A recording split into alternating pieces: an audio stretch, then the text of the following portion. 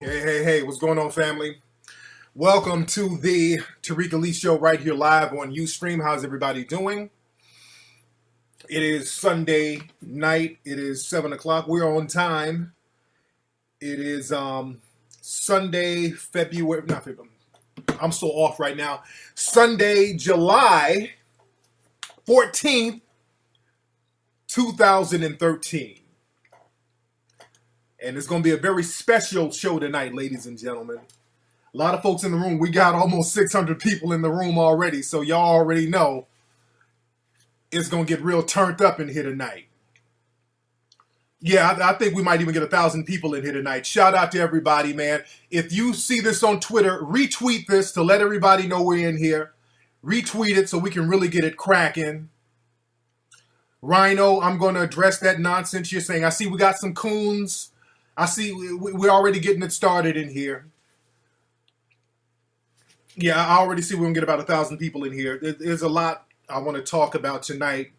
And first of all, my heart and my condolences and my prayers go out to the spirit of our brother, our son, Trayvon Martin. That's first. That's first of all. I want to get that out the way. You know, I feel for that brother's spirit. I feel for the family. So I want to shout out his family. And then I want to just let that brother, and I want us to let the brother's spirit know that we still honor him and we respect him. And we do not want that young man's death to go in vain. We don't want that. Now, with that being said, let's turn it on my phone. We're going to get to calls in a minute. We're going to get calls in a minute. Yeah, I know we are going to get moderated. Yeah, let me get this popping before. Let me get some moderators in here. I am recording. And let me do this. Who are some of my regulars? Because I can already smell the trolls coming. I can smell the trolls coming. I can smell trolls coming, so I want to spit hot fire without having to worry about banning the trolls and the coons. So who's some of my regulars in here? Who's some of my regulars? Not Coco, though, you kind of funny style sometimes. Okay, they're here? Mm-hmm. Okay. Yeah, Coco, though, you kind of funny style. You kind of bipolar. Let me see. Who do I have? Humble with Pride. How's Humble with Pride? I remember your name, Humble.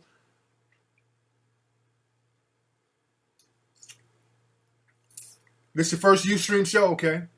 Writers, blah. Some of these people, man, I don't know if I don't. Or no. Hot Diva. Let me make Hot Diva. Hold on, because Hot Diva, she's cool in the gang. Okay, Hot Diva, I made you a mod. Hot Diva's a mod. Okay, let me get Humble popping.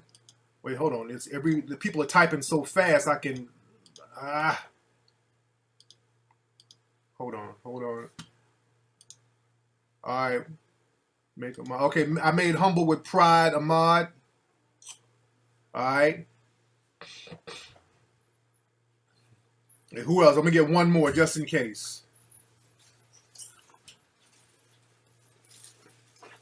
They had like an imprint, you know how they did that sometimes? Yeah, they have that? Okay. Yeah. All right, sorry about that, guys. Just making sure we're going to get some of these trolls and coons up out the room. All right, so we should be good for right now. We'll be good right now. I don't want to let the wrong person be the mod, so we should be good right now. We should be good. What's up, Political Mind? How's everybody doing? All the new people, shout out to all the new people in the room. Now, for those who don't know, you're living under a rock. The whole Trayvon Martin case, it went down.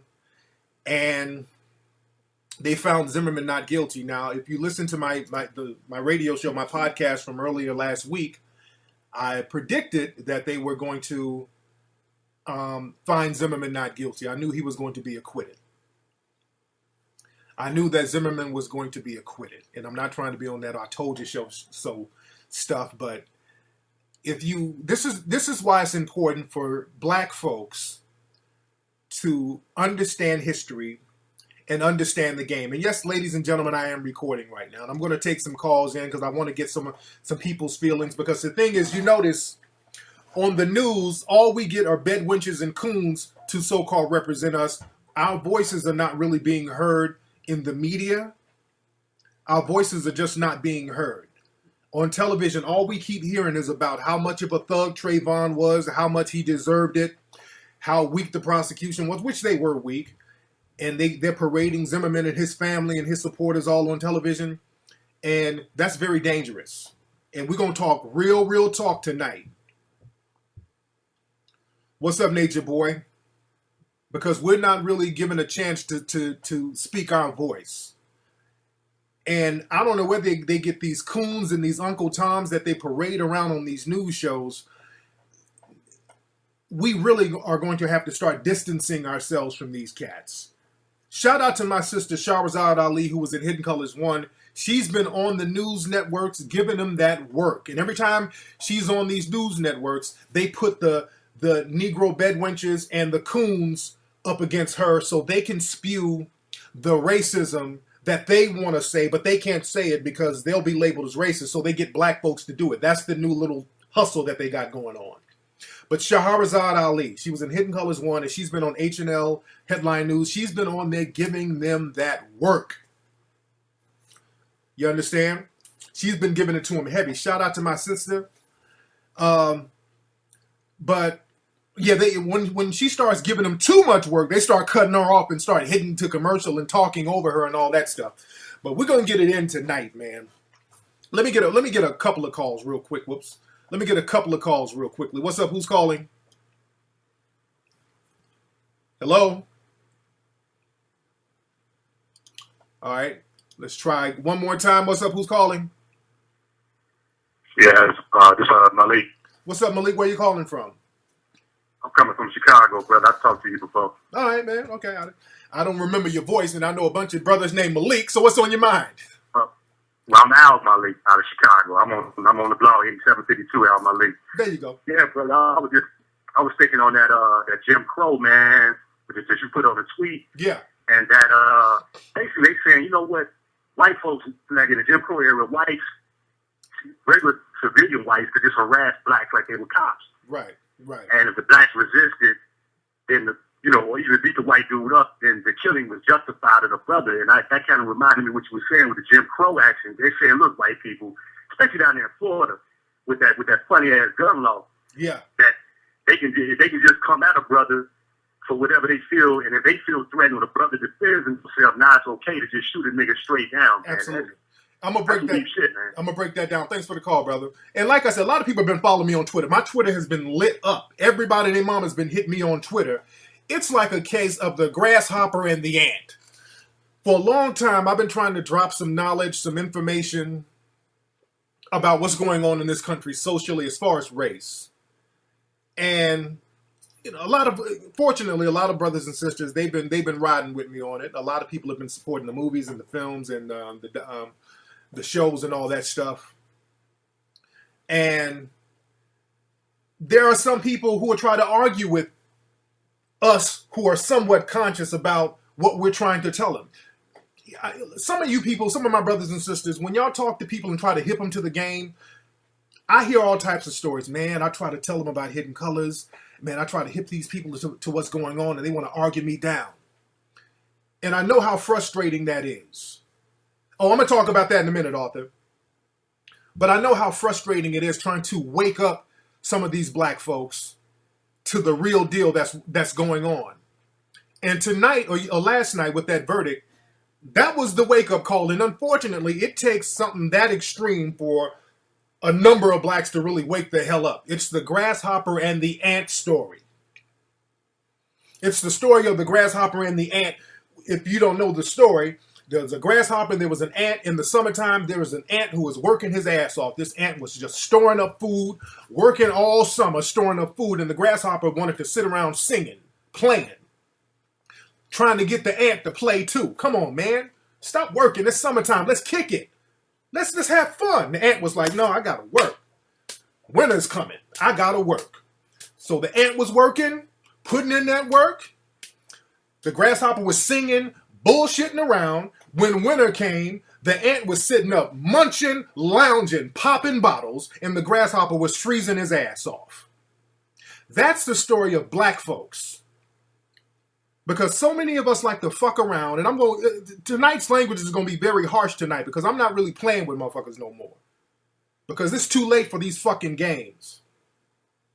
We play too much, and those of us out there trying to wake folks up, y'all want to come around us when it's damn near too late. Now everybody wants to get the dashikis on now. You understand? Why didn't you have your dashikis on before? When we're trying to school you to what the fuck was going on. Y'all arguing with us, telling you about Paula Deen. You niggas out here co-signing goddamn Paula Deen. And every other person calling you niggas and coons and monkeys. And you fucking people are co-signing them. And now you upset about this? Bravo to white supremacy. Respect it. White supremacy is brilliant. Bravo. I'm not co-signing it. I respect the brilliance. Follow me. I want you to follow me. Respect the brilliance of white supremacy. White supremacy is brilliant. Do you understand me? In this case with Zimmerman, listen to what I'm saying. They pretended this trial was not about race and convinced you that the trial was not about race and proceeded to use every racial stereotype in the book to get Zimmerman off. Everyone. Are y'all feeling me? They use every racial stereotype in the book. Everything about this case was about race. Every single goddamn thing was about race. Don't let them fool you with it was about stand your ground. Stand your ground is about race. All of these gun laws were founded in race. Most of these drug laws were founded in race. Do y'all understand that? Stop letting them pull the Jedi mind trick on you niggas. God damn.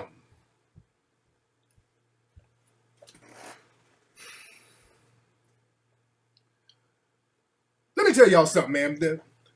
And let me really give y'all some game.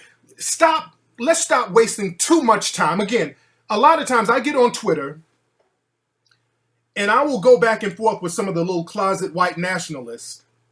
And I do that not because I'm trying to convince them. It's their job to play dumb. I'm trying to convince you of what they're talking about and what they mean. See, the thing is, this is a big chess game. And the thing is, black people are so used to fucking around with pawns.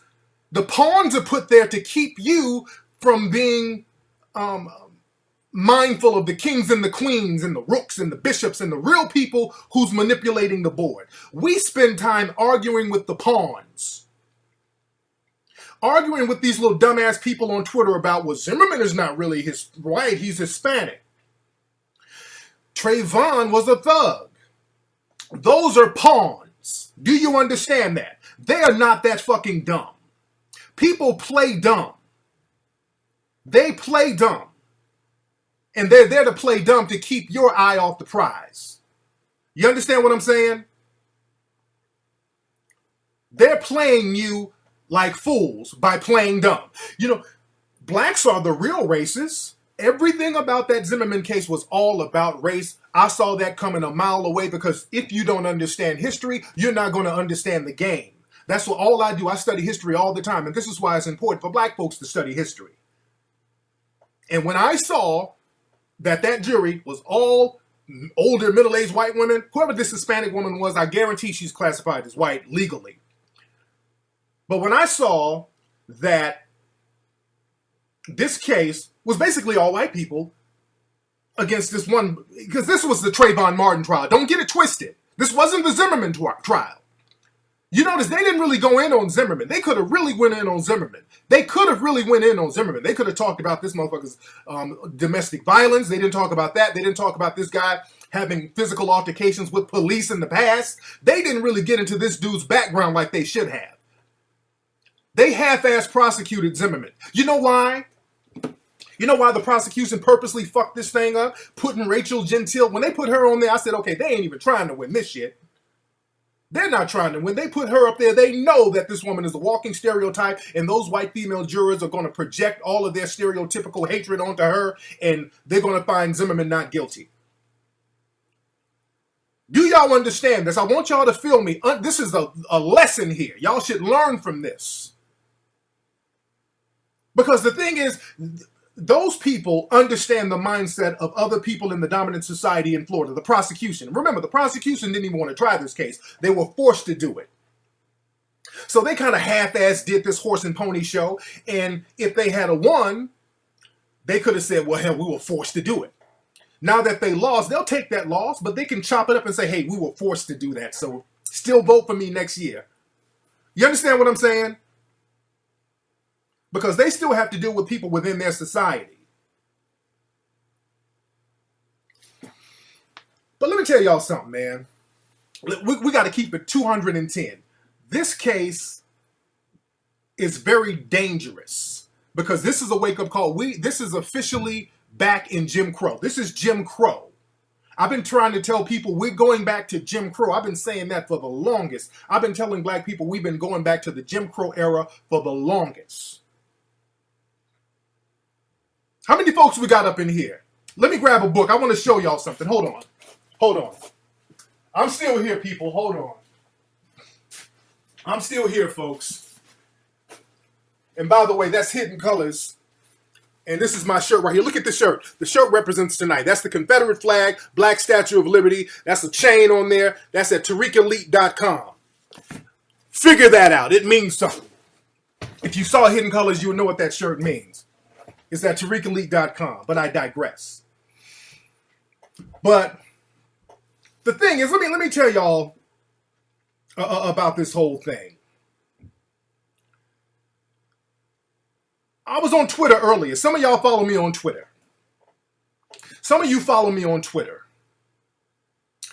And beyond the rhetoric, because there's a lot of emotion right now, but what I like to do, I like to show black people how you can get people within the dominant society, especially the Zimmerman supporters, to say what's really on their mind. Not all that stupid shit where Trayvon was a thug and a drug addict.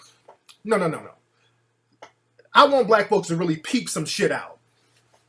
Let me tell y'all why Trayvon really got killed and why they got away. And let me tell you what to do with it, because I got some solutions, and I want y'all to listen up. I got some damn good solutions. One major solution.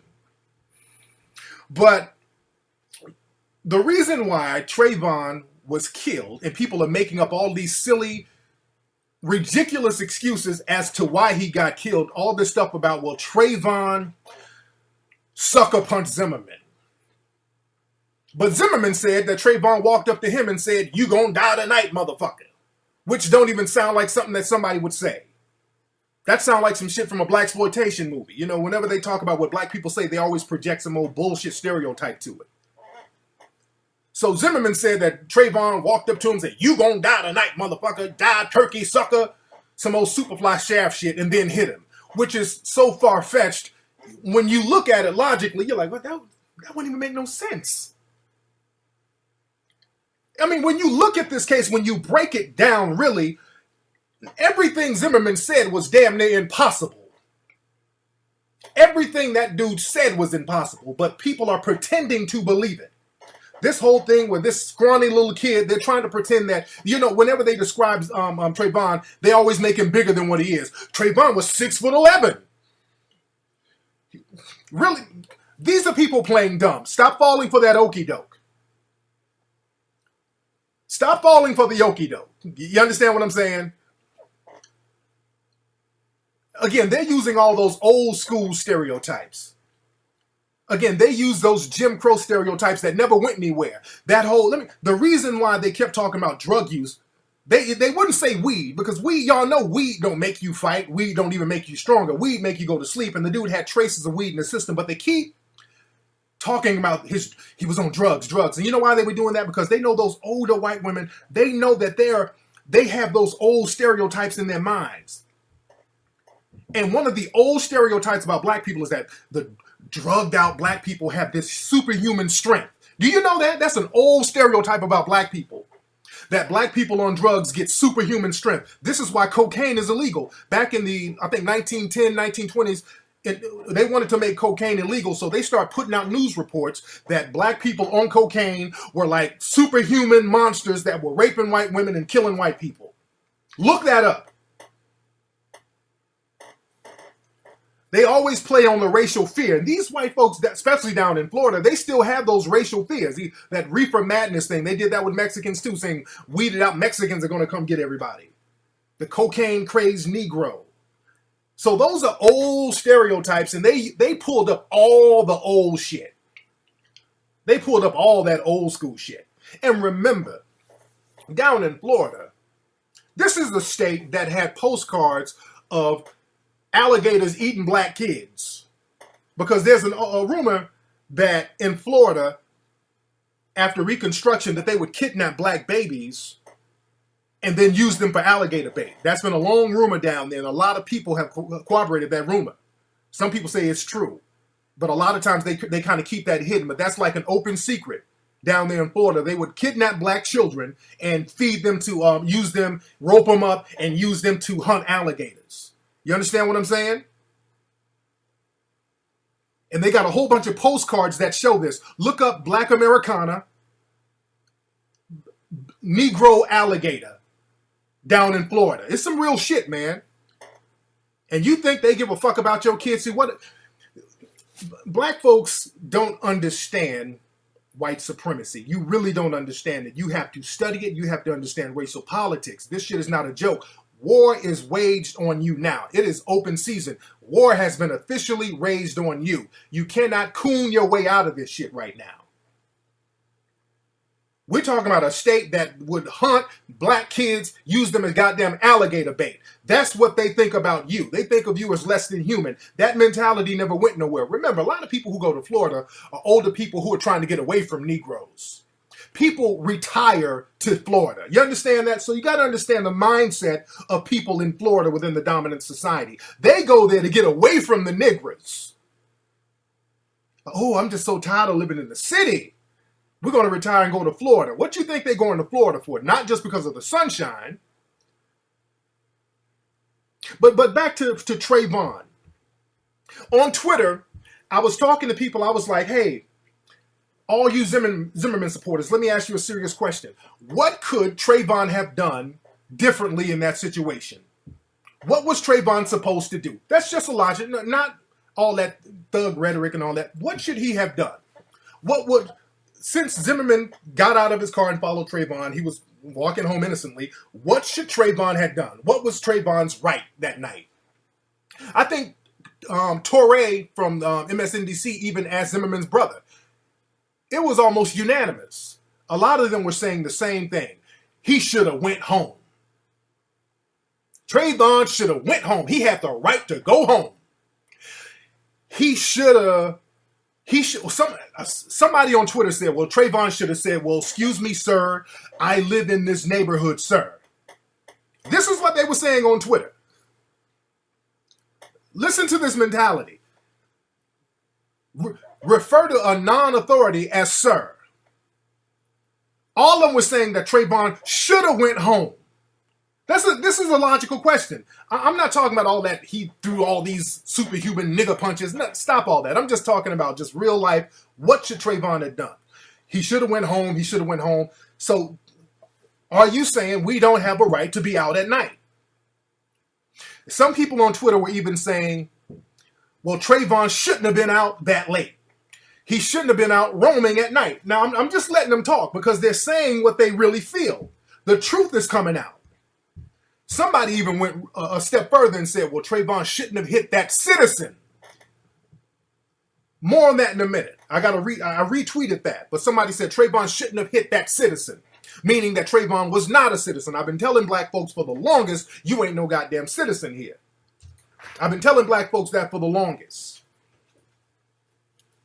But the thing is, people were saying stuff like, he should have went home. He shouldn't have been out. Remember, Trayvon Martin got killed at like 7 o'clock at night. It wasn't that late. What time was it that Trayvon got killed?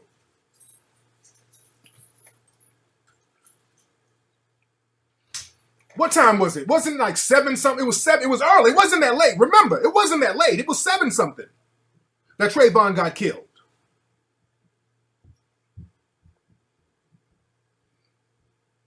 It was like 7:30. It wasn't past 10. No, it wasn't. It was relatively early. It was around 7 when Trayvon got killed. It wasn't late at all. So it wasn't like it was like in the middle of the night where everybody's asleep. You understand what I'm saying? You know what this was about? People keep talking about he shouldn't have been out, he should have been home. That's that Jim Crow, sundown town mentality. I've been trying to tell y'all about this shit right here. Can y'all see it? This book, for years I've been trying to tell y'all about this book right here. 6 years ago, I did a podcast on my show about this book. This was the first time on my show I talked about a book for a whole show. I talked about this book. It's called Sundown Towns. It's a big, thick book. It's about a white guy named James Lowen. I talked about this book on my show, and people like, damn. And remember, this was when I first started doing my show, like in 2006. It's still on the internet somewhere. You can go back and listen to it. It's called Sundown Towns. And when I read this book, I'm like, ooh, man, that book is deep. Because this is like an open secret within the white community that a lot of black folks don't know about. And I think we need to know about this because that mentality is still kind of there. There are a lot of towns that have that sundown mentality. And for those who don't know what the sundown town is, sundown town basically during Jim Crow and even unofficially now, for years in America, in the North and the South, and even the West Coast out here in LA, on the West Coast, there were communities around the country that had these unofficial laws for black folks, where black folks could not be in these towns after 6 o'clock. There were several towns around the country where black folks were not supposed to be, and after 6 o'clock, when the sun went down, your black ass was not supposed to be there. That was the official rule. They would kill you if you were in these towns after 6 o'clock. Do you understand that? They used to put signs on these cities saying, don't let the sun catch you here if you black. All over the country, not just in the South, but all over the country. And white people know about this. White people know, they just don't talk about it openly. This book told all that shit. This book went into it. Because this shit is all over the place. And the guy who did it, James Lowen, because every now and then you get a white cat who will tell the truth about everything. Because it's like an open secret you're not supposed to talk about. Because the thing is, if you start talking about how you would run all these blacks out of town and take their land, that means you're going to have to be legally responsible if you own up to it. So a lot of times they keep it secret because legally they don't want to own up to it and face any kind of lawsuits from the family members. You understand what I'm saying? But this is a real big open secret. And there are towns like that now. Where Trayvon was, that was a sundown town, basically. They gave him a sundown town rule. That's why he got killed. Trayvon was killed for being in that neighborhood at night. Nothing more, nothing less. Do you understand me? That's why I keep saying this is Jim Crow. This was a goddamn lynching. He was in a place where he wasn't supposed to be at night. So all this stuff about he sucker punch and he flew in the air and did a flip and kicked Zimmerman and he picked him up and bashed his skull in and then Zimmerman's skull healed overnight. All that dumb shit that none of these people are believing. Don't you believe it either. They don't believe it and don't you believe they believe it. They just understand the sundown rule. That's all it was. He was a black kid in a place where he wasn't supposed to be at night. All that stand your ground, listen to the law. Well, the law stand your ground, that's a horse and fucking pony show. That was a sundown town, and they killed him for being a black kid in a neighborhood he should not have been in. That's why the whites could identify with him, because they understand the sundown town rule. That's what you black folks got to understand racial politics, man. Black folks got to understand racial politics. My God. Stop. You can't make excuses. You can't kiss ass. You can't suck up to that shit, dude. It ain't for you to suck up to. It ain't for you to suck up to. Florida is not the business for black folks right now. Right now, man, let me tell y'all something. All you niggas who was co-signing Paula Deen, kill yourself, number one. And remember, that jury had a bunch of Paula Deens on it. For all you niggas who are co-signing Paula Deen and her racism, just remember that jury had a bunch of Paula Deens on it. Get that in your head. We make excuses for everybody else, and everybody else will throw us under the fucking bus. We think that they're going to have the same, if we have compassion for them, they're going to have the same compassion for us, especially our children. I mean, my God, it's a kid. You're a mother. They're all mothers. They don't give a fuck about no black kid. Let's just get that through your head. I'm not trying to shit on all whites, all Mexicans, just the general population. They don't give a fuck about your kids. And understand this, those women jurors, these are the same women who are teaching your kids in school. Do you understand that? These older, non-black, middle-aged women, these are the ones who are teaching your kids, and this is why they're failing. This is why they're getting into special ed. This is why your kids are not doing well. You think they give a fuck about your kid because they're kids? They target the kids first because a lot of people are too cowardly to target black adults. For example, in New York, the other day, did y'all hear this story? Some drunk dude, some drunk white dude, I guess he might have heard the Zimmerman thing or whatever, and got bold. I know y'all heard about this. This white dude went up to this brother. He was a little inebriated. Went up to this brother, talking shit. And the brother was cool. The brother he was with his lady. He fucked around, called this brother a nigga and all types of racial slurs. And this brother, I guess the white guy forgot what state he was in. He forgot he wasn't in the South. He was in New York. This brother busted his fucking skull. Literally cracked his skull, knocking him the fuck out. You understand that? What's up, Gifted Black? But again, a lot of people are not going to go that route because they're going to get those repercussions. So people take out their racial anger and their racial hatred on our children. This is why it's so important that we have to educate our children. They will attack our kids. If they can't get us, they will get our kids. Let me say it again. If they can't get us, if they're not bold enough to get us, they're going to get our fucking kids. And they don't take no pity on kids. The first person, the youngest person to get executed in America on a damn electric chair in prison was a 14-year-old black kid. They never gave a fuck about black kids. You understand that? They've always attacked black children. They'll lynch a black kid as fast as they'll lynch a black adult. Let's get that through your head. Understand what you're working with, people. Again, this ain't to hate nobody or nothing. You need to understand warfare. This is warfare against you right now.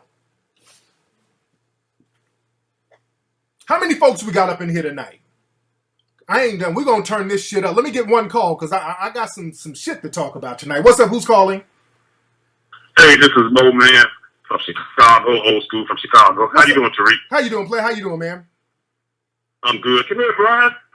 I got an interesting question for you. Well, a friend of mine, I got a friend, this young man. He's 23 years old. He's a white guy. And I've been turning him on to you, listening to some of you listening to you lately, and he wants to ask you a question. Go ahead, get him on the phone. Now, keep in mind that me and him, we're at odds on the Trayvon issue. Okay. We're at odds, basically. Okay. He wants to ask you a question. Can he ask you a question, sir? Yeah, go ahead. Hello? Hey, what's up, man? Not too much. What's going on? Okay, so you're a white dude? You sound pretty soulful. He's a wigger, Tariq. He's a wigger. Far from a wigger, man. Far from a wigger. Oh, okay, so what's on your mind? What you got popping? And I want y'all to peep this, by the way, too. Y'all saw he kind of sounds black, but go ahead. My question to you is, if you were to take race out of it and not make race an issue, is it possible that this was simply a fucked up situation where one man profiled somebody that was in his neighborhood, did something he wasn't supposed to do? The other guy responded in a way he wasn't supposed to, and now the kid's dead. Is it possible that it just wasn't a white man trying to hunt down a black person? It's not even about hunting down a black person, but it was about profiling, and the reason why. Let me tell you something. Let's be very clear. Zimmerman would not have pulled that trigger on a white kid because he knows that a white kid has protection. People know that black folks are not protected. They know that they can get away with doing certain things against black folks. Don't think for a minute Zimmerman did not know that going into that situation. Am I clear on that? Absolutely. Let me ask you a question. Right. Is not the stereotype, the general stereotype for a white man walking around different than a black man walking around, different than a Mexican walking around, so on and so forth throughout all your races? When you see it, when the average American sees an Arab walking around, we don't think, hey, that's a nice guy. We think, oh shit, I bet he's gonna blow something up, right? Well, you shouldn't think that. I don't think that when I see an Arab. I don't have those. Most people do though. But most black people don't really stereotype people like that because we're cool with Arabs. We go in Arab people's stores all the time, and that's one of our things. We have a certain humanity where we will do business with you. We deal with Arabs all the time, Koreans all the time, which Koreans are somewhat at war to a certain degree with the U.S., but we're cool with Koreans. We buy their hair. So black people have a certain humanity where we don't shit and stereotype on people. We deal with people on a humanistic level without stereotyping. I disagree with that. I can show you an example. I can tell you an example right now where that's false. Tell me. One of my best friend, who happens to be the gentleman who called you son, right? He lives in the project. Okay. On a regular basis, I'm stereotyped in the projects. Although there are other white people there, when a white man is walking around in the projects, especially if he's not common there, he's stereotyped. He's either buying drugs or he's a snitch. And I've had people approach me about, hey, what are the cops doing down here? Oh, I don't know. Shit, I know. You must be a snitch. Dude, let me tell you something. Black people stereotype just like every other race. And how is that stereotype affecting you? All you got to do is leave. You ain't supposed to be in there. You can leave the projects. If you're a white dude, you can go to any community out here and everything is going to be fine with you. So you're going to be fine in the projects. The projects by definition, because it's an economic. Hold on, brother. It's an economically. Hold on, brother. It's an economically deprived area. So there's going to be crime and stuff. So people are going to be predatory to other people. They're not singling you out because you're white. That's why there's crime in certain housing projects. Because everybody who seems weak or who seems like an outsider, they're going to get stereotyped to a certain degree in an impoverished area. If you go to any country, you go to a favela in Brazil, you look like you're supposed to be there, you're going to get stereotyped and targeted. So I ain't talking about an economically deprived situation where people look at you as something to eat. I'm talking about a place that's middle class or upper middle class, and you can still get your fucking brains blown out for nothing. That's what I'm talking about. Hello? I'm here. Okay. But you're missing the point. You made the point that black people just don't stereotype as much because we have this, you have this cultured view, but black stereotype just like every other race, just like whites, just like Mexicans. So are you trying to tell me? So are you trying to tell me? Wait. America more so than any country. Okay, are you trying to tell me? So are you saying that there's black racism? That what you're trying to say? There's racism from all. No. That's a cop out. Is there black racism towards people like you? Towards white people, you best believe it. Okay. Just like there's white racism towards blacks and so on and so on. So are you trying to tell me that doesn't make it specific. So you're trying to say there's a comparative type of racism that's coming from blacks onto you that's comparative to white racism on blacks? Is that what you're trying to tell me? Because somebody stereotypes you in the projects and say, hey, you a snitch. It's not the same. All right, well, you're trying to make it you're trying to pretend that it's the same, and let's be very clear. It ain't the same because you're talking about racism is systematic. Understand this. Racism is only effective when it's systematic. Anything else is just bigotry. It might be prejudice, but that shit ain't systematic and is not effective for a whole community of people. Meaning, black people, if you choose to leave that area, nothing's going to happen to you. At all, because there is no black system in place to keep you oppressed, to disenfranchise you, to get you arrested, to get you sentenced, to kill you and get away with it. There is no system in place for black folks to do that, if we even wish to do that, which we don't. Does that make sense? Makes plenty of sense. There you go. And I'm not denying that fact. I'm not denying that white racism on black people is a completely separate issue from all of it. All I'm saying is that there's racism is racism. Now, it ain't racism.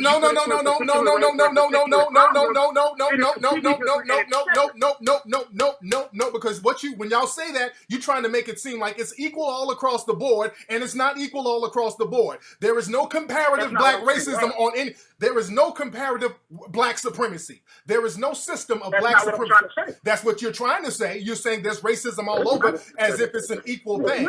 Absolutely not. It's not an equal thing because black people do not have the social power or the system to systematically oppress any group of people. We can barely control what goes on in our own community. What you're saying is that a black person cannot be racist. I'm saying that we don't have a system of racism in place to oppress anybody. You're talking about prejudice. By definition, racism, which is systematic, is power-based. Black folks don't have that power, bruh. No, you don't affect your school. All right, brother. Let's get back to my original question. Do you think it was possible that it was just like you said, a prejudice situation where a white, and he wasn't even white, he was Hispanic. Don't do that. No, whoa, don't do that. Whoa, stop. Don't do that. He wasn't white. He was Hispanic. What's a white person? What is a white person? What defines a white person? The skin color. That's okay. His skin color was light. That's what defines a white person. Their skin color. Their skin color. My son is light. He ain't white. El DeBarge, whoa. So your skin color,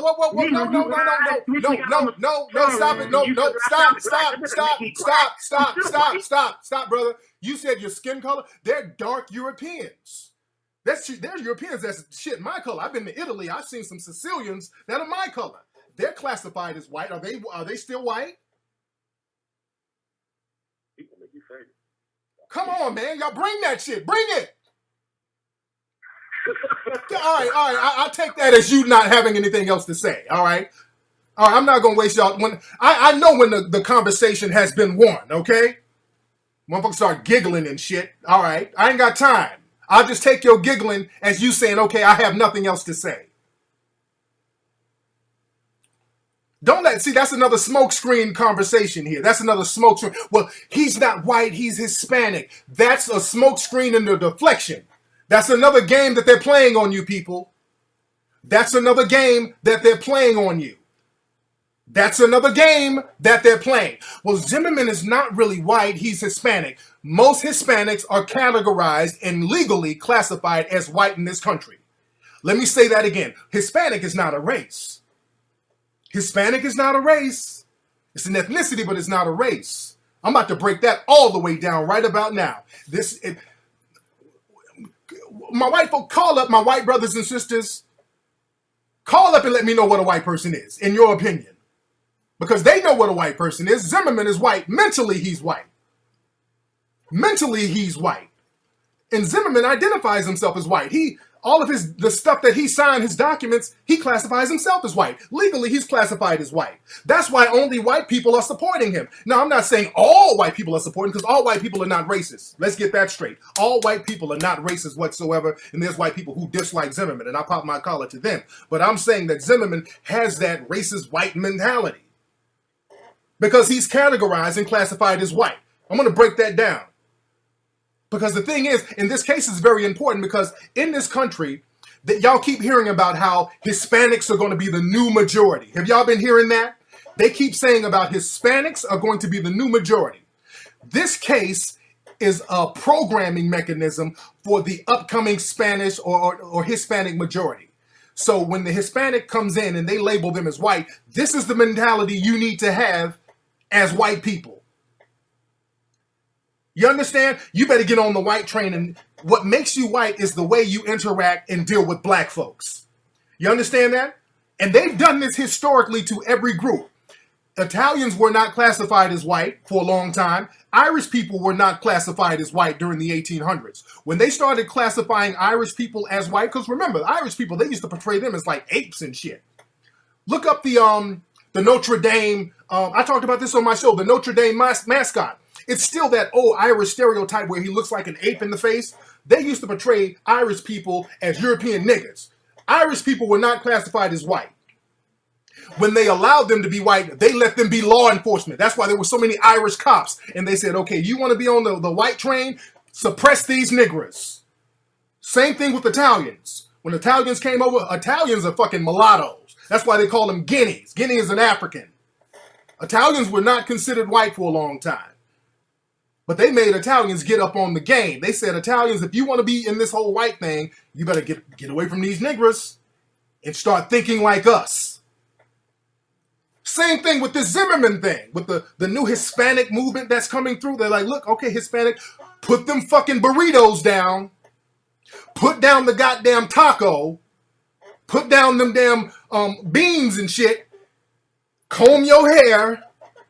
Breathe light. And get on this Negro hating train. That's the message that they're sending. You understand that? Let go of your little Hispanic ways. Get rid of all that stuff. And get on the white train. We got to understand racial politics, people.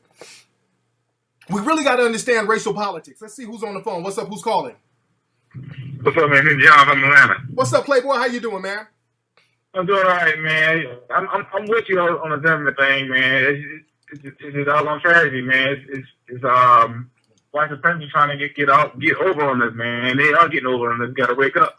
But we got to get your quick advice on something I'm doing, man. Back in my hometown of South Carolina. Yeah. I'm holding my own event. It's called Each One Teach One. It's for men, young men, black men. I'm trying to put the brothers together because I'm tired of here talking. I'm trying to do something. Yes, sir. So pretty much, I'm expecting about 150 to 200 men. Okay. So I'm just going to get your advice on, how I can go about with the program, man. Email me. Some of the hot things. You email me on that, man. We'll chop that up after the show, all right? Email me and we'll chop it up, all right? I got you, bro. Appreciate it. Thanks for the call, player. All right. How's everybody doing tonight? By the way, everybody, this is my Tariq Elite shirt. Go to TariqElite.com. Go to TariqElite.com and get this shirt. No. Somebody said stop hating white folks. Much love to white folks, man. Ain't nobody hating nobody. This ain't about hate. Nobody's hating on no white folks or nothing. Nobody's hating on anybody. But black folks, it's time for black folks to wake up because there is a war being waged on us. There's a war being waged on us. The war is officially on right now. It's on and popping.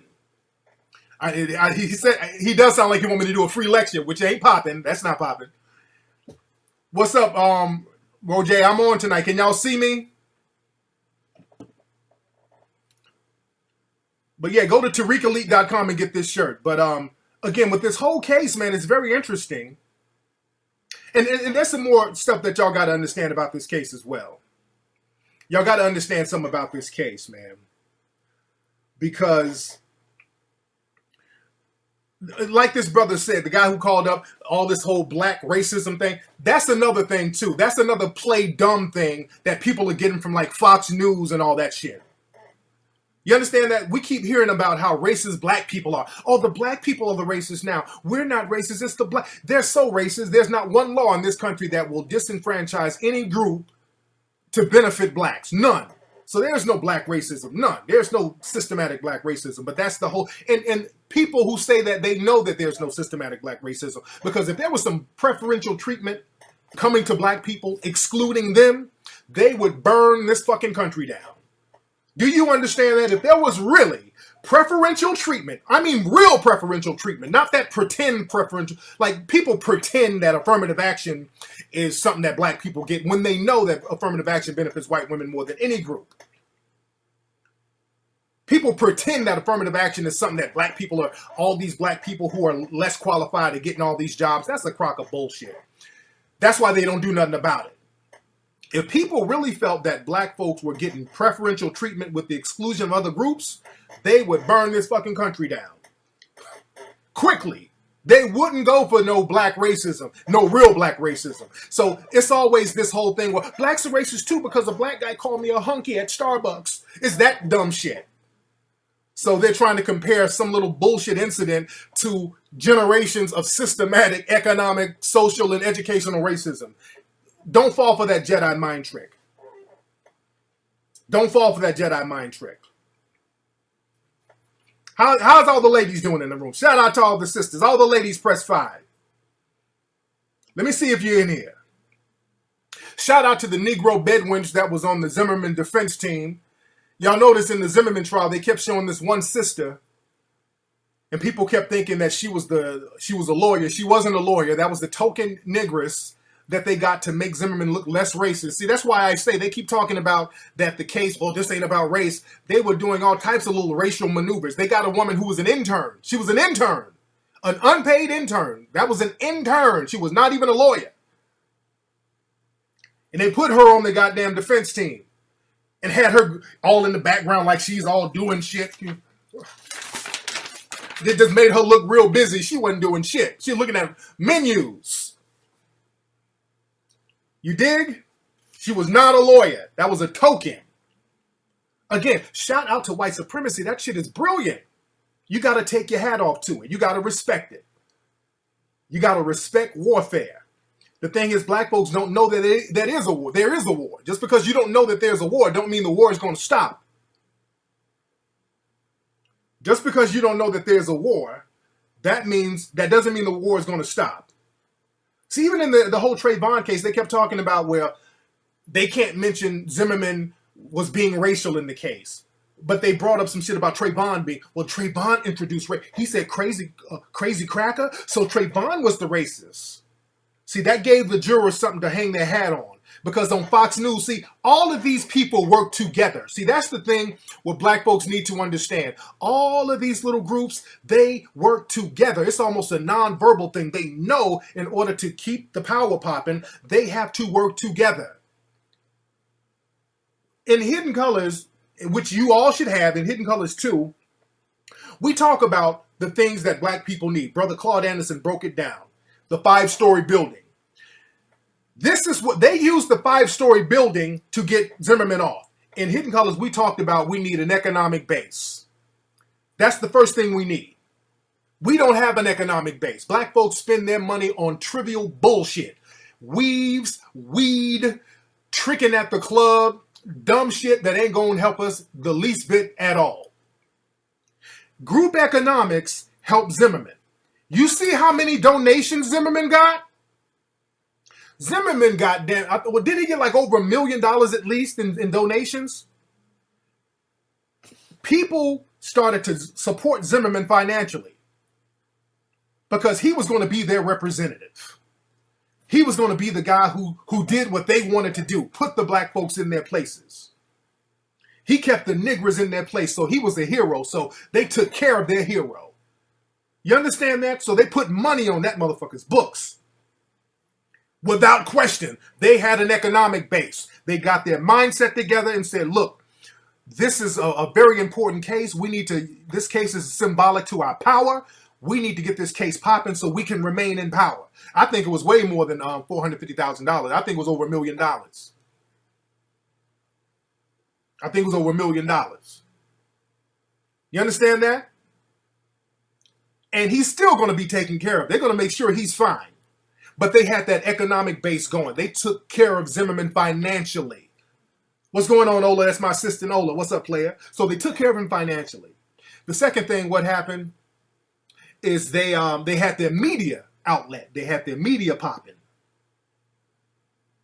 The Fox News, you got a channel 24 hours a day feeding people what to say. They're giving them their rhetoric. Shitting on black folks, creating that negative, fucked up image of blacks. This is what they are. Look at them. Look at all these thugs. Look at all this black crime. Look at it. Look at it. And we don't have any way to respond because we don't spend our money creating our own media. We spend our money buying jewelry, bracelets, Maybachs, and fucking it off without creating a business first, without creating an industry first. You understand what I'm saying? So he had media on his side.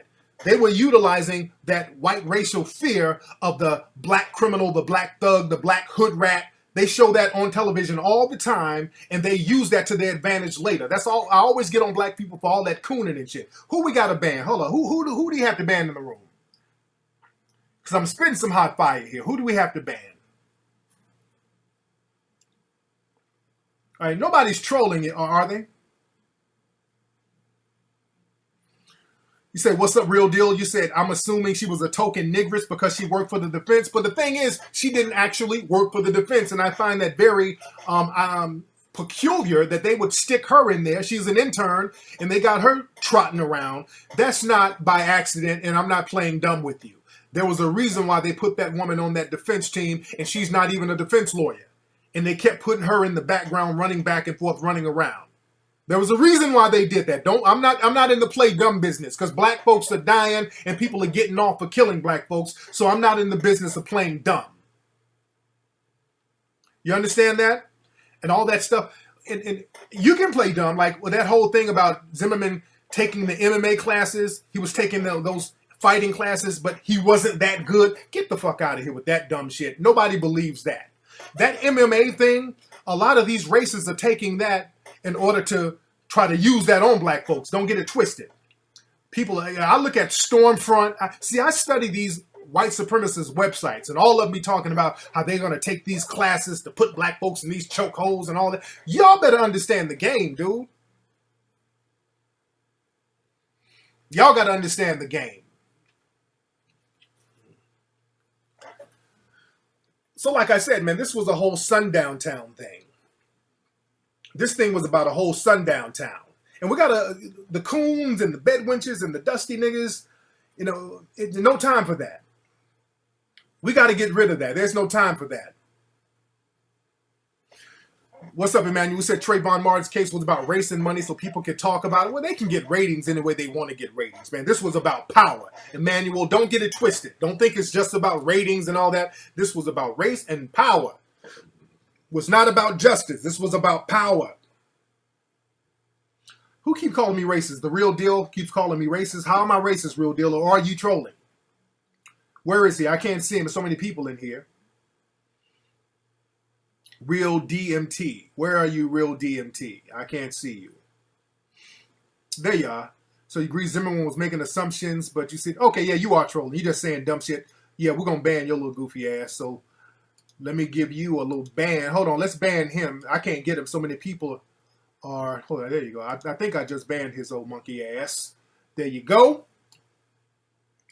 Yeah, I went on and banned you. You just keep repeating the same stuff over and over, and I don't have time for that. You're a pawn in the game. It's your job to play dumb. Again, it's your job to play dumb. Oh, with Zimmerman, they wouldn't put the molestation accusations out there. Oh, they put all the Trayvon shit out there, but they wouldn't put Zimmerman's molestation. So this dude has a whole thing with aggression and powerlessness. This dude he's a predatory dude. They wouldn't put none of that stuff out there. It's real deep stuff. And again, shout out to all these bootlicking niggas out here. Like a lot of the rappers who can't say nothing. I think there was a football player who kind of mentioned something, tweeted something in support of Trayvon, and they made him apologize.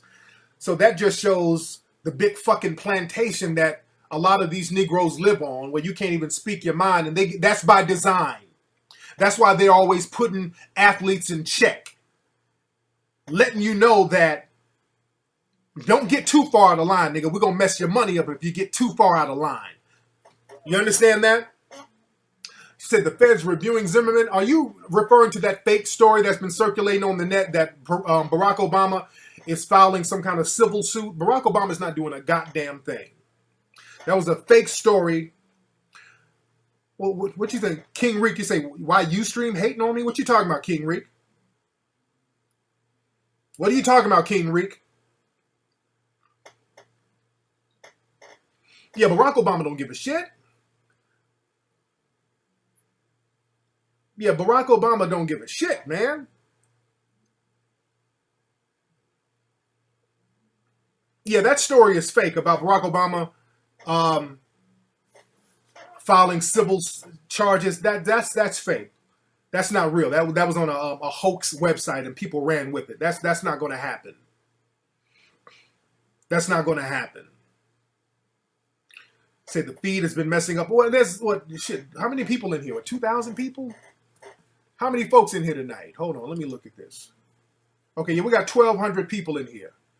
And for those who don't know, go to hiddencolorsfilm.com to get Hidden Colors. Everybody and their mama should be looking at Hidden Colors. Everybody and their mom should be looking at the movie Hidden Colors. You can get it at hiddencolorsfilm.com. And what's so ironic, some nigga on Twitter hit me up like, hey man, since this whole thing went down with Trayvon, you need to start giving out free Hidden Color DVDs so we can get the message. I said, nigga, kill yourself. You're the last one who needs the DVD. If you think I should give it out for free, we need group economics. We need group economics. You understand that? In HiddenColorsFilm.com. That's where you can get the movie. And I'm so ready to do Hidden Colors 3 right now. I want to calm down first. I'm so ready because I'm supposed to do another movie. I got a TV show that I'm going to be working on next month. And I got another movie that I was supposed to be doing. But I'm so ready to do fucking Hidden Colors 3 right now. Y'all don't understand. So I'm still thinking about it. I'm still thinking about it right now because if there's ever a time, but I want people to get up on the game of Hidden Colors 1 and 2 so they can soak that in. You dig what I'm saying? If anybody can't see me, just refresh your page. If anybody can't see me, refresh your page. Yeah, I know the NAACP, they're trying to file a petition or send a petition to get files, charges against Zimmerman. I'm going to speak on that in 1 second. I want y'all to listen too. I'm going to speak on that in a minute. There's some other shit I got to talk about. But I want to speak on that in a minute. So if you can't see me, people, refresh your page. Hold on, let me type that. Refresh your page if you can't see me. All right, if you can't see me, refresh your page. If you can't hear me or see me. All right. But like I said, man, some of these athletes, they had to apologize or they can't even say nothing about this whole case. What's up? Who's calling? Hello? All right, player. Let's see who we got here. What's up? Who's calling? Hey, this is Nate Bryant. Hey, Nate, how you doing, brother? Doing good, man. Am I on live? You're live, brother. What's on your mind, player? Hey, man, I'm just wanting to talk about the Trayvon Martin travesty that happened. Where you from, by the way? I'm from Houston, Texas. I'm living at Fort Bragg, North Carolina. Okay, you're a white guy or black guy? What are you? I'm a white guy. Oh, okay. So so do you agree with Zimmerman? Do you think he should have gotten off, or what's the deal? Man, to be honest, I completely believe that it was a tragedy. I believe it was two people. That I believe that Zimmerman was in the right, and I believe that Trayvon was in the right. I know how you think. I just want black folks to peep you out just to see the mentality that's out there. Because you can't... let me ask you this as a white person. And what did you think Trayvon... What should Trayvon have did differently that night? What should he have done differently? See, that's the hard question. It's not a hard question, man. It's not a hard question. A lot of my friends that I get into the same thing with. It's not a hard question. What should that kid have done to be alive? What should he have done? See, the premise is wrong. What's the premise? I'm walking home. Somebody's following me. What do I do? What's the protocol? Because he keeps getting criticized. He keeps being called a drug addict, a thug. What was he supposed to do? I would like to know a real explanation about that. What was he supposed to do? Or any other black kid from this point on, if this ever happens, a black kid walking home, whether he's on drugs or a choir boy, and some non-black person approaches him who's packing, who thinks that they're an asshole and a punk, what should that black person do? Yeah, I think the premise is wrong because a lot of people come up and they automatically think. Thank you very much, brother. I'm not going to go back and forth. You see what I'm saying here? Do y'all feel me? I'm doing that for black folks to understand. There is no fucking argument here. There's nothing Trayvon could have did right that night. You understand me? This is what I want black folks to understand. That's why I keep asking them that question. You understand that? That's why I keep asking them that question. Nobody gives a good fucking answer. There is no good answer. Do you understand that? Stop making excuses for goddamn white supremacy, black folks. I told black folks weeks ago, man, y'all got to stop co-signing shit like Paula Dean, man. Y'all got to stop co-signing shit about Chad Johnson going to jail. Like, well, if Chad Johnson, it's his own fault. It's black folks saying this. Chad Johnson should have been acting up. He should have been, yes, sir. No, sir. He should have wore a suit. Dude, when this white supremacy is popping off, it ain't shit you can do. Stop making excuses for the shit. Ain't nothing you can do. When white supremacy is popping off, it ain't nothing you can do. But as a group, when you understand the game, you can counter it as a group because it's a group phenomenon. Do you understand that? It's a group phenomenon and they know that it's a group phenomenon. That's why they work together. They get on the same page. They make the same excuses and they start throwing smoke screens out to you so you can start following them, yelling about, well, Trayvon didn't hit him. Trayvon didn't. So I stop all that. Okay, if Trayvon shouldn't have did this, he shouldn't have jumped up and flipped in the air and picked up Zimmerman with his little strong Negro strength. If he shouldn't have did all that, what was Trayvon Martin to do that night? What should he have done? There is no answer for that. What's up, man? Who is this? Do you understand that? Hello? Hello? Hey, who is this? This is Dorcas. I'm calling from Orlando, and I live about 20 minutes away from Sanford. Okay, what's your name again? Yeah. My name is Dorcas. I go by DP on the chat. Okay, you're black or white? I've called in before. Are you black, white? What are you? I'm black. Okay. All right, so what's on your mind, young lady? Well, I was saying, just talking to different people. I have an internship, and I'm in Sanford. Yeah. And one of, I work at school, so one of the APs was, she, kind of wanted to talk to me about the case, and she just said, well, all I know is my husband said if somebody's getting their head beat, what can you do? And I looked at her, and I just said, well, what about Trayvon Martin's right to defend himself? Right. And she just went back to work. Like, exactly. She didn't answer me. She didn't say anything. And to me, the big thing is these white women on that jury, they're going to go with whatever their husbands say, whatever the community feel. Their opinion is their opinion. Absolutely. Like, their husband's opinion is their opinion. So, they always, you didn't have anything more to say. I know. Thank you for the call, love. Exactly. That's the whole thing. They put the women on there as if their thoughts are going to be independent of the whole community. They're going to think whatever their husbands think. They're going to think just like them. They got that sundown town mentality. All that stuff about pretending. Again, it's so implausible that Trayvon was beating that man's head in. It's such an implausible situation, but people go with that lie because logically, you can't really explain the situation. You can't explain the situation logically. So people create this whole stupid ass superhero, super crazy Negro scenario that didn't exist, that Zimmerman was such a frail neighborhood watchman when he was so weak and he took classes and he just wasn't so, he failed the MMA classes. He wasn't good and he tried to be a cop, but he just was a failure. And he got out of the car looking around like a little dainty lamb in the woods, and Zimmerman and Trayvon jumped out of the bushes saying, "You gonna die tonight, cracker," and beat him up. That, if I wrote that in the movie, people wouldn't even watch no shit like that because it's far-fetched.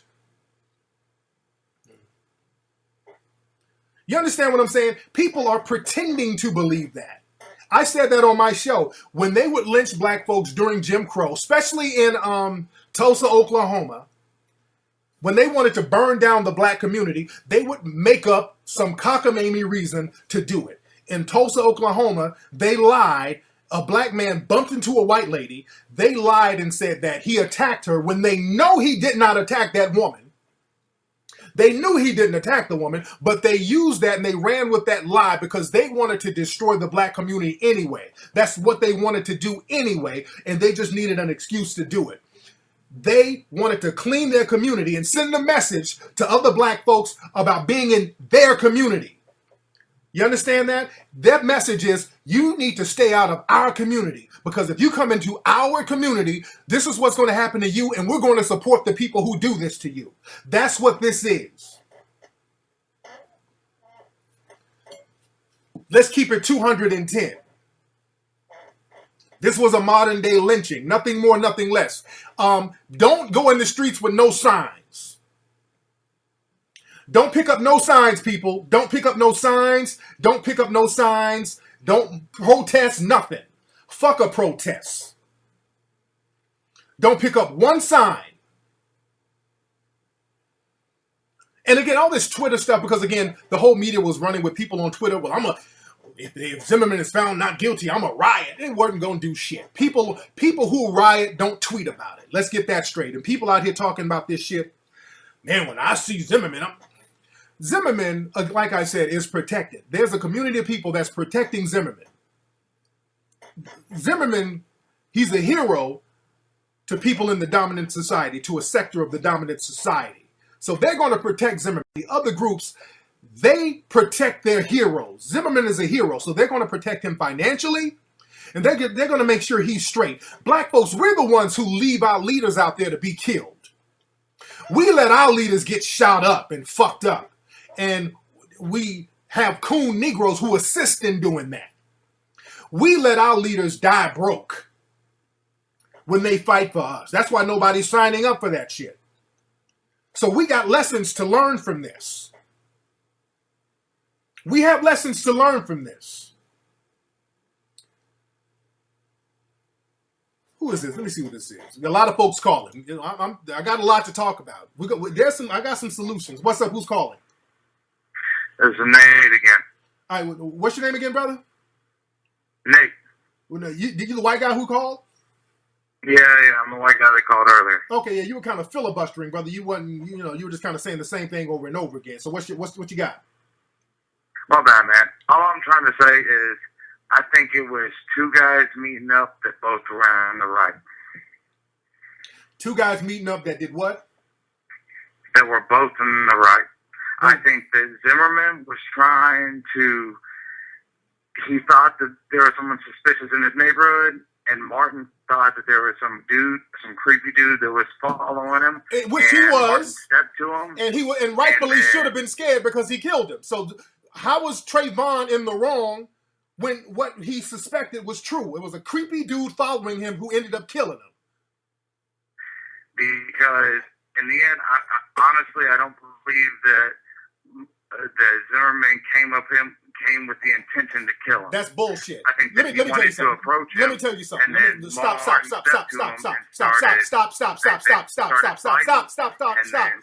talking, goddammit. Listen, look, Zimmerman got out that car with his gun. Don't let nobody fool you.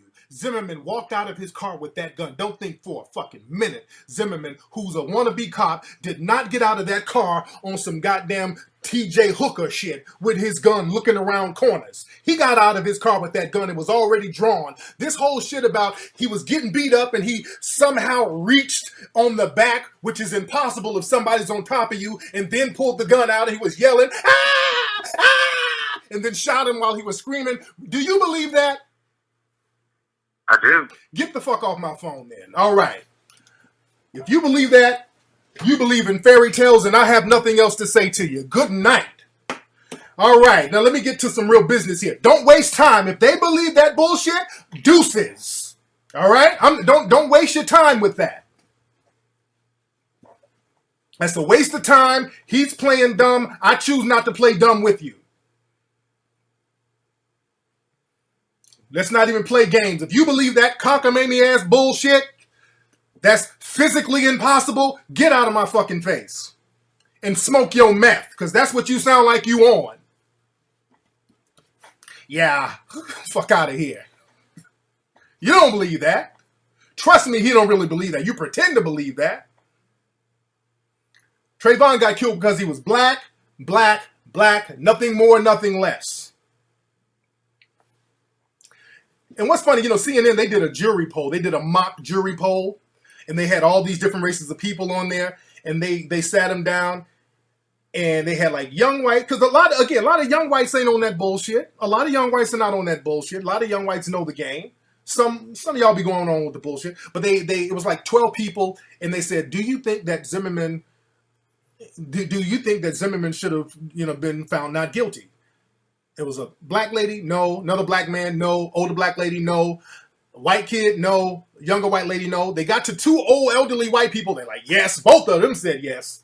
So that's one of the reasons why They got older white people on that jury, again, because they know that they come from that old school era where that racism, they know that they come from an era where it was normal to do that to black folks, where it was cool. Don't think for a minute the defense didn't know that.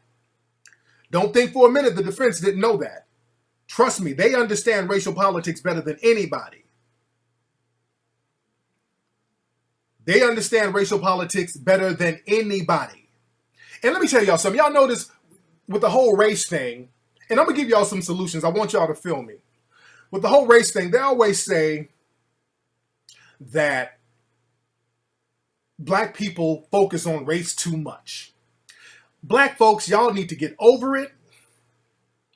What's in the past is in the past. Stop living in the past, black folks. God, I wasn't there, black folks. Y'all niggas love living in the past. Racism is not alive no more. We live in a post-racial society. We have a black president, for God's sake. Black people, can you please stop? Black people, stop living in the past. Can you just forget the past, black people? Don't you hear that all the time? But guess what? If white people feel like they've been done wrong, they don't forget shit. And I'm not speaking out of school here. People, y'all don't forget a goddamn thing. That's why y'all keep hearing about OJ. They've been bringing up OJ left and fucking right. All I've been hearing is OJ. All people are having a pep rally right now. They're like, oh, Zimmerman is acquitted. I guess you know how we felt about OJ, don't ya? They pulled that. Oh, I'm like, whoa. Y'all been holding that OJ grudge for 20 years? Y'all been holding, boy, y'all hold a grudge and y'all tell us not to hold grudges. Y'all been holding that OJ grudge in your asses for 20 fucking years. Boy, y'all couldn't wait to get that OJ shit out you. And the thing is, y'all got OJ anyway. Y'all found a way to get him in prison.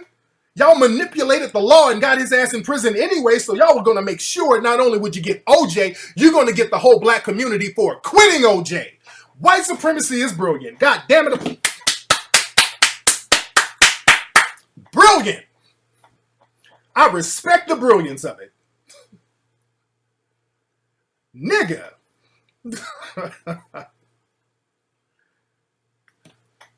Man, boy, that people... Y'all don't let people put that Jedi mind trick on you. Don't let them pull that Jedi mind trick on you. But again, like I said, man, people, they support their heroes. That's why people like Hannity and Rush, these guys are filthy fucking rich. These guys are filthy rich. Because they're heroes to people. They say a lot of shit that a lot of people can't say in their everyday lives. So Hannity says it. Rush says it, and they got them dudes balling the fuck out. You understand that? We got to start taking care of our heroes and our leaders just the same way, and also get on the same page and practice group economics. We have to practice group economics. Again, coons, we just have to accept the fact that they're going to be coons. Don't argue with these coons. Understand this. Don't argue with these coons. I call that's shadow boxing. Because the coons are being manipulated by other people. I'm still focused on the people who's manipulating the coons. Because when we argue with the coons, that's their pawns. Let's play chess here. We got to play chess. Arguing with the coons, they're little useless pawns in the game. I'm looking at the rook. I'm looking at the bishop. I'm looking at the queen. I'm not going to waste time with the coon who's basically regurgitating a lot of white racial rhetoric. That's why on TV and CNN, you always got these niggers. And there's one chick on there who's always up there with Shahrazad Ali. Every time they put Shahrazad Ali on there, they make sure to put this Negro bedwench right up there with her so she can start saying all that racial bullshit that a lot of the white people can't say. Because when Shahrazad starts spitting that real hot fire, they need her to start dissipating that energy. You understand what I'm saying? So that's they need coons now more than ever. I know the coon applications are getting filled out right now while you're talking. The coon applications are being filled out. There's some coons out here who signed it up because they're scared. Right now, in the climate we're in, either people are going to wake the hell up or they're going to coon harder. And it's going to be a very small group of people who's cooning because they're not going to let too many coons in. So, again, they have to circle their wagons. There's only like very small positions for coons. There's only a few coon openings. So, the coon positions are very scarce right now. So a lot of these used to be coons are going to have to, they're going to try to get on our train. Fuck them niggas. Do you. Let them stay asleep. Her name is Crystal Wright. Oh yeah, she's one of those conservative black chicks. And that's what they do when you start spitting that game. They sick the bed wenches and the coons on us. That's what happened with me with the whole Wendy Wright thing. You understand? What's going on out here in LA? I keep hearing stuff is going on out here in LA. I got to check that out. I got to see what's popping. But hey, let me tell you something. The racial energy in this country right now is on some other shit. But the racial energy right now was on some other, because I've been out. I was out at a food spot the other day, and some of the whites in there looking at me kind of funny style, like, hey, what's he going to do? You know, it's like they're looking at me funny style, and I'm looking at them funny style. They looking at me, and I'm looking at them like, shit, are you another Zimmerman or what's up? So that energy is out there right now. And it ain't going nowhere no time soon. You understand? So this shit is going to get turned the fuck up out here. Yeah, I'm taking calls. What's up? Who's calling? Tariq, what's up? This is Dave from San Diego. Hey, what's up, Dave? What's your name again, brother? David. Danny? Yeah, I'm taking calls. David. Okay, David, you're from San Diego. What's on your mind, David? What's going on, man? I just wanted to give you hats off, first and foremost, getting back, keeping your third eye open and everything. Yes, sir. And because, you know, straight up hats off to white supremacy, because, you know, that acquittal really is truly the only move that they could have made. You know, this really is chess versus checkers. And then in chess, this is the only move they could have made, because it's like, well, if we go ahead and riot, you know, then it's furthering the stereotypes that they already. Hold on, wait. Slow down. Wait, slow, because you, some of y'all didn't smoke the blunt, and now you say acquittal was the only thing they could have did. Yeah, well, I'm saying that. Yeah, an acquittal is just pretty much the only move they could have made from a chess perspective. You know, big picture. Because it's just like, not really. Well, go ahead. I'm sorry. Not really, but go ahead. Oh well, I was just saying. Well, it was a good move on their part, because they, when it comes down to it, you know, if we do riot, then they can just go ahead and say, oh, well, look at these niggas rioting now.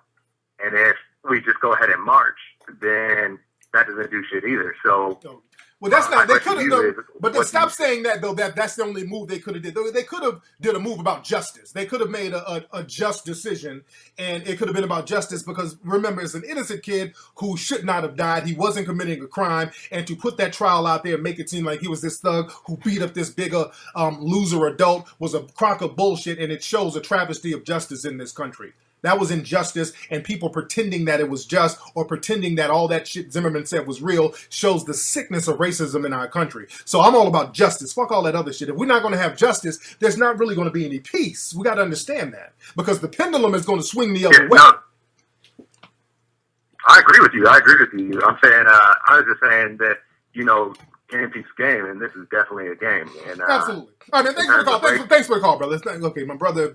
Okay, some of y'all are smoking blunts. Some of y'all are high off those mollies. Yeah. I knew they were gonna get it turned up out here in LA. Yeah, they. Let me see what's going on, and I'm gonna see after I do the show. I'm gonna see what's going on. I might have to head on down there to South Central, because I'm getting some tweets and stuff from cats. So later on, I'm gonna have to see what's popping. But no, we're gonna turn this shit up though. But let me say this. We got a lot of folks in here tonight. Go to HiddenColorsFilm.com and get the movie Hidden Colors, by the way, if you don't have it. Get the movie Hidden Colors 1 and Hidden Colors 2, because you're going to have to educate your kids. You're going to have to educate your kids, people. You're going to have to educate your kids. And remember, like I said, man, stuff like this, when it happens, they have to test out the community to see how far they can get away with stuff. Remember, I've been telling y'all, they've been testing us for a long time with the Paula Deen stuff and them calling us nigga and all that. They've been testing us to see how far they can get away with shit.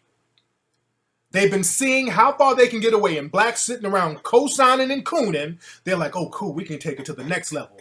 Dog the Bounty Hunter called black people a bunch of niggas, and all he had to do is buy toys, and they'll forgive him. We're going to take it to the next level next time. They're going to keep taking it to the next level until motherfuckers end up dead, and that's what's happening now.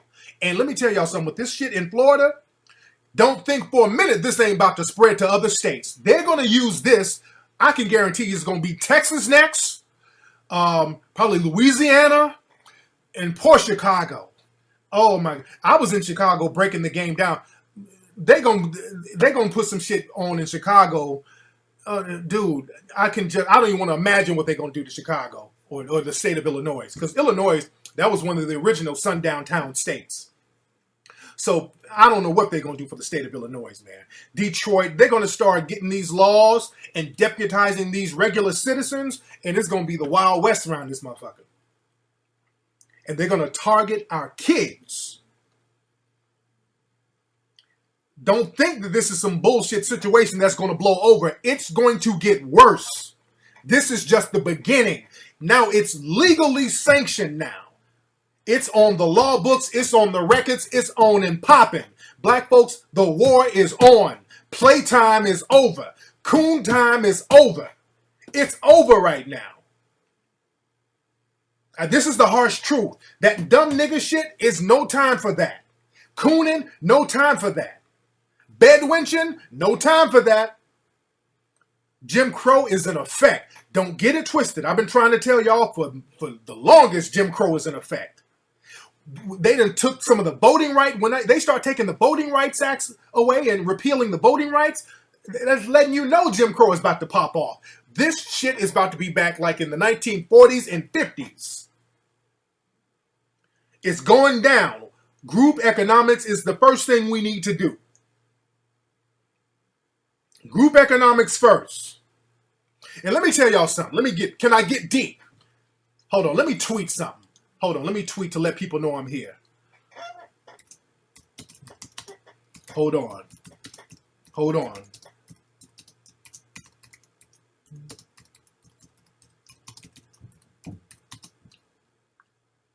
Hold on one second.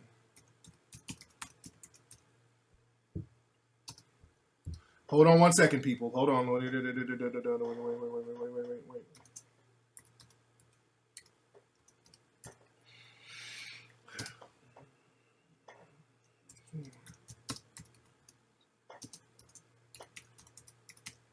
All right, now I'm about to put up a tweet, and I want people to retweet it because I want to say I want to get real deep right about now. But like I said, man, in Hidden Colors 2, our brother KRS-One, he had a very good point. He said, look, the Klan, we remember the Klan walking around with them robes. Where them robes go? Where them robes go? We can't find robes at thrift shops. We don't find the robes at yard sales. Where them robes at? People still have them. They're just not wearing them outside. Do you understand that? Them robes didn't go nowhere. That Jim Crow mentality never fucking left. People had to calm that shit down because black folks got to a point where we would whoop ass in the street, so people had to calm it down a little bit. Who said Benjamin Crow? Oh, okay, they got rubber bullets at protesters. I got to get down there to in South Central and see what's popping. And another thing, look, this is another thing on a side note. When we go out here and represent ourselves, let's get the most articulate black folks we can get. Benjamin Crump, I hate when that nigga talks. Let's keep it 100. Let me tell the truth and shame the devil. Benjamin Crump, that nigga should never be in front of a camera ever again. That's the no talkingest nigga on the planet. Benjamin Crump, I don't know if that's Tracy Martin's frat brother or some shit like that, but sometimes you ain't got to put your frat brother on the goddamn case, man. You got to get somebody who's more qualified and who's more articulate. You understand what I'm saying? I don't need a lawyer out there trying to represent us. That's Benjamin Crump. That's the Martin family's lawyer. The nigga sounds like Gucci Mane when he talks. He don't need to be in front of a camera. That's another thing. We need to get the most articulate people in the forefront to represent and speak. All right, let's keep that shit popping. I'm just gonna say it. I'll be the bad guy. I'll say that shit because I know you thought it. When that nigga get on TV talking, you're like, oh, okay. We don't need that. All right, but the thing is, man, you got to be able to articulate yourself, dude. I'm sorry, Supreme. Let's not make excuses. You can be the smartest motherfucker on the planet. I know some hillbillies or people who are redneck sounding who are smart, but white folks, when they get folks to represent them, they don't never get up there and say, hey, guess what? We gonna represent George Zimmerman. They don't get motherfuckers who talk like that, even if they're smart. They get people who can kind of articulate shit in order to get the message across because you don't want to slow down listening to this motherfucker talking. You trying to figure out what he's saying. So you got to really be articulate enough to really get out there and put the message out there. You feel what I'm saying? It's not just about being smart. It's all about being articulate. If the nigga can't talk worth a damn, I'll be the bad guy. I'll take the hit on that. You feel me?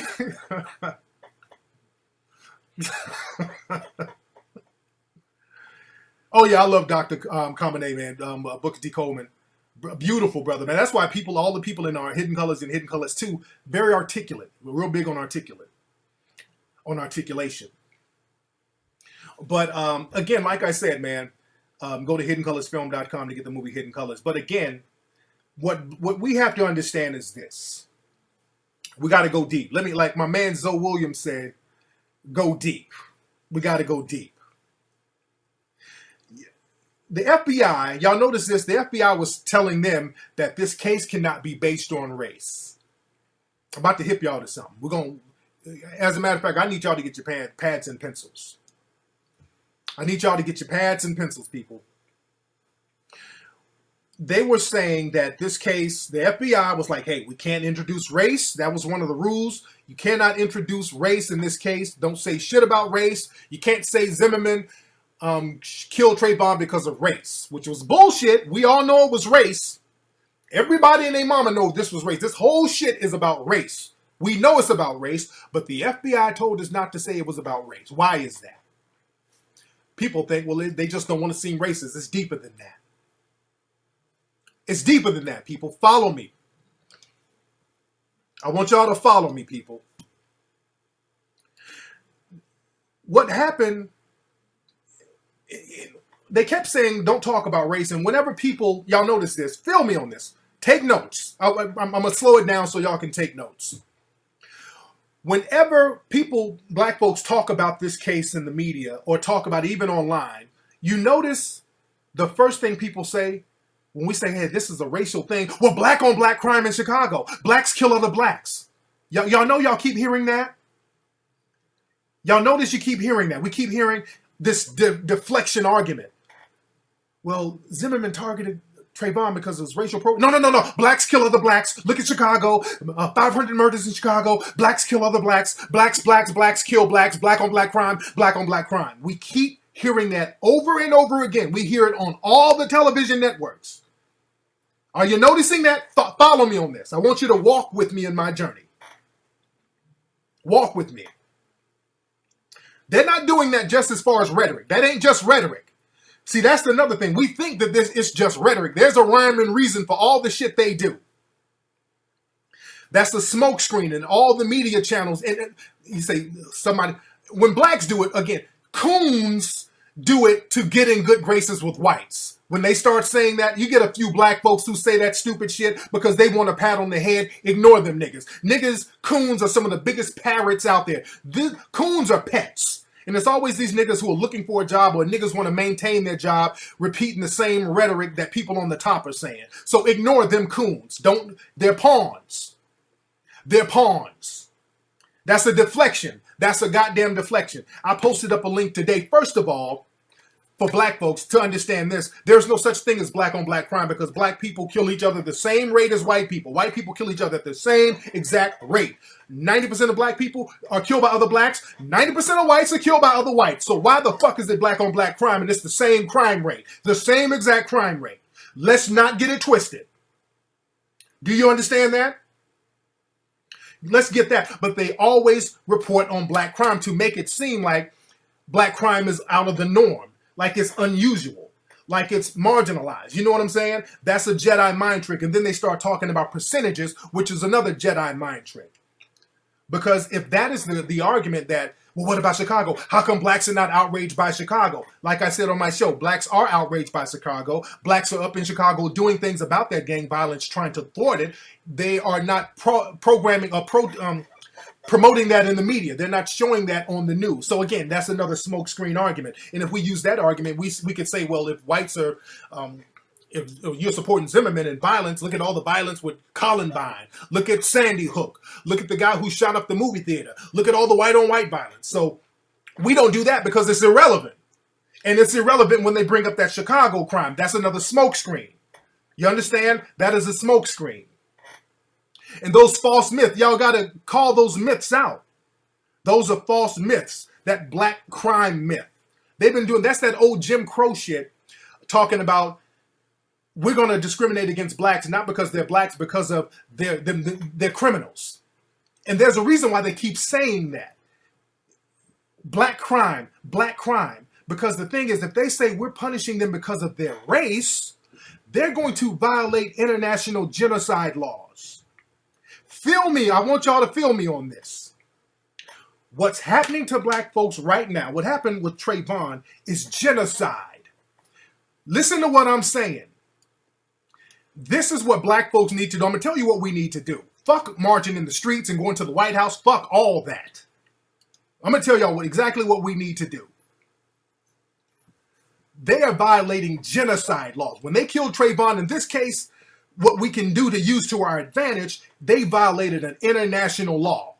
The case was about race, and it was genocide.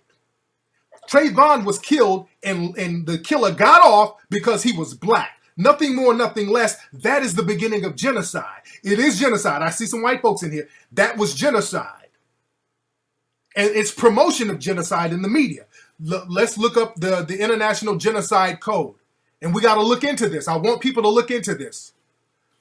Because I want y'all to look up the United Nations General Assembly on Genocide, or the Convention on the Prevention of Crime and Punishment and Crime of Genocide. The Convention on the... Let me say it again. The Convention on the Prevention of Punishment of the Crime of Genocide. There's a document.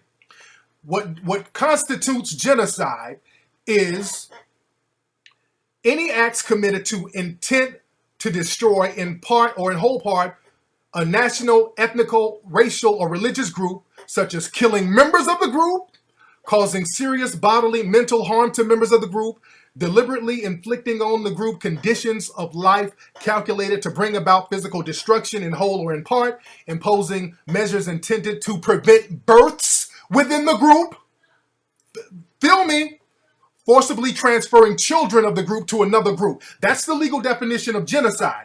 Feel me, look this shit up. In California, I think, women in prison, they're forcing sterilization on black women prisoners. Do you understand this? Somebody post the link up to that. Do y'all see the links? They force sterilization on black female prisoners. Not only are they doing genocide in the prisons, they're now doing it on the streets. This is the beginning of genocide. We have a legal fucking case. Let me break this down even deeper. That's what we need to be looking into. The whole black community. Put the links up there, people, and share these links. This is genocide. That's why they keep saying, don't say it's race. It's crime. Well, they're killing each other in Chicago. It's not us. It's the crime in Chicago. That's why they keep talking about Chicago, so you won't talk about the racial element of it. Because it's internationally illegal to kill people outside of wartime because of race. Trayvon Martin was killed because of race. What black folks need to do, get y'all asses as a group. Everybody should go out to the UN. There has to be a rushing of the UN to take this shit internationally. We are facing genocide right now. Listen, let me go deeper. Fuck a march. Fuck a march. Don't call Obama. He can't and won't do shit. Damn a march. This is international genocide. We got to take this shit to the UN. I talked about that in Hidden Colors too, that we got to take this shit to the UN. This is a human rights violation. This is a legal lynching in 2013, dude.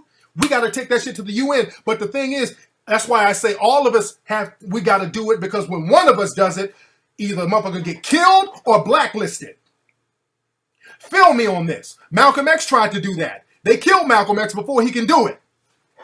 W.E.B. Du Bois, Paul Robeson, and William, what's that guy's name? It was another brother.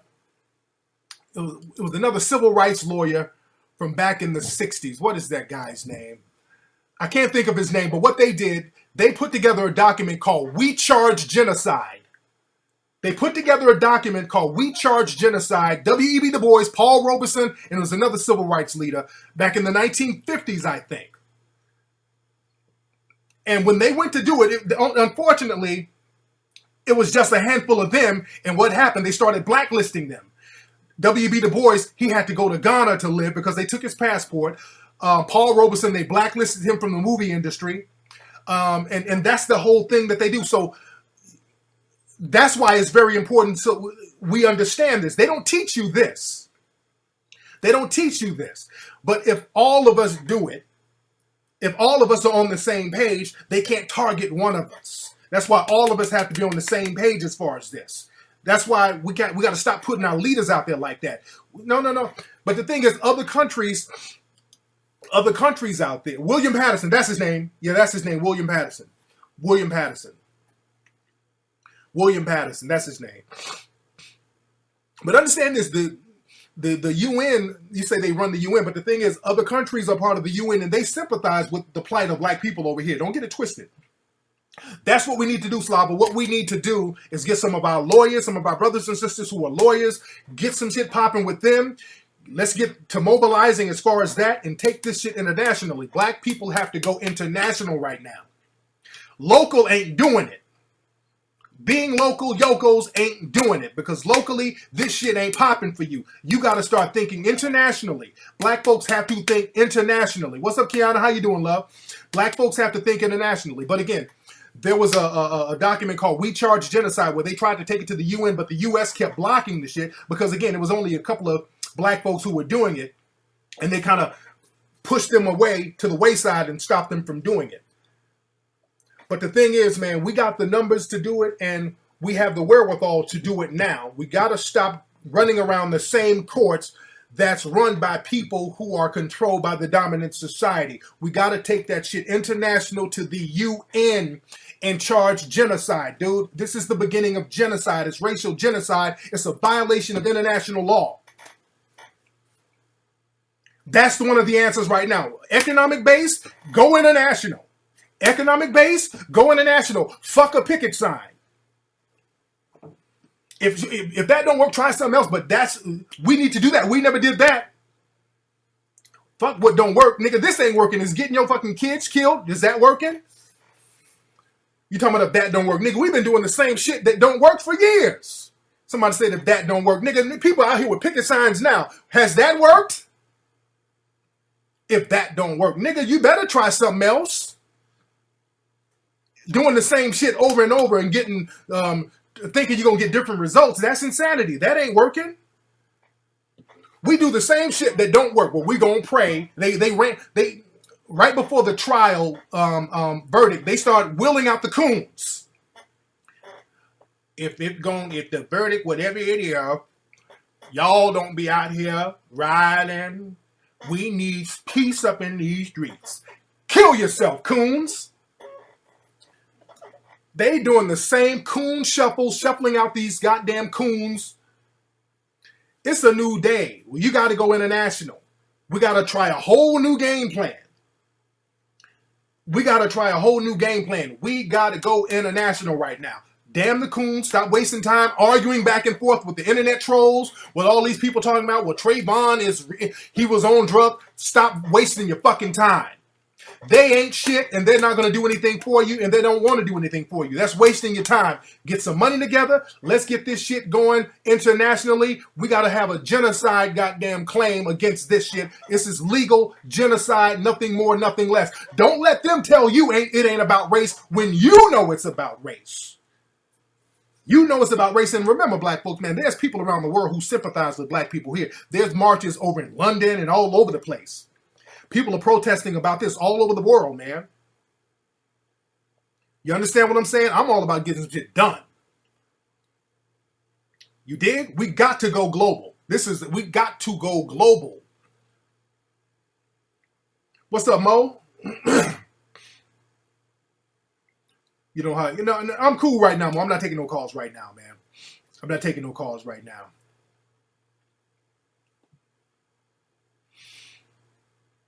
Yeah, man. I mean, this is real talk right now, man. Damn, I'm passionate, but not emotional because I'm thinking very logically with this shit. This is logic. Now, we got to start thinking logically.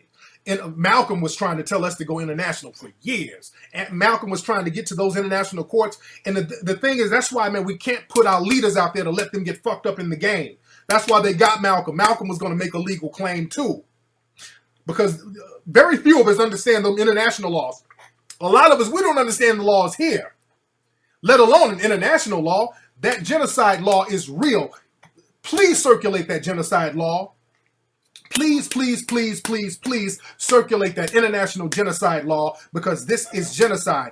Not only with the genocide with Trayvon, but the sterilization of blacks in prisons, which still go on. All that shit needs to be put out there, dude. They're violating all types of international laws, but they keep you blind and they keep the media talking about black on black crime. The reason blacks are so fucked up, not because of us, it's them. Look at Chicago. That's why they keep saying that, dude. That's a Jedi mind trick. That's like abusing your kid, and when your kid keeps showing up with a black eye, you're like, oh no, he keeps falling. He has Down syndrome. He has ADHD. Yeah, he keeps coming to school with bruises and scratches because he's a bad kid. You know, he falls down. He's kind of silly and retarded. That's just how he is. It's not that I'm beating him or nothing, but he's doing that to himself. It's that whole thing. Like they're whooping our asses and then blaming us for the ass whooping. And then trying to pretend, look at Chicago. They keep pointing to Chicago because they keep crime around the other black areas around the country is really down.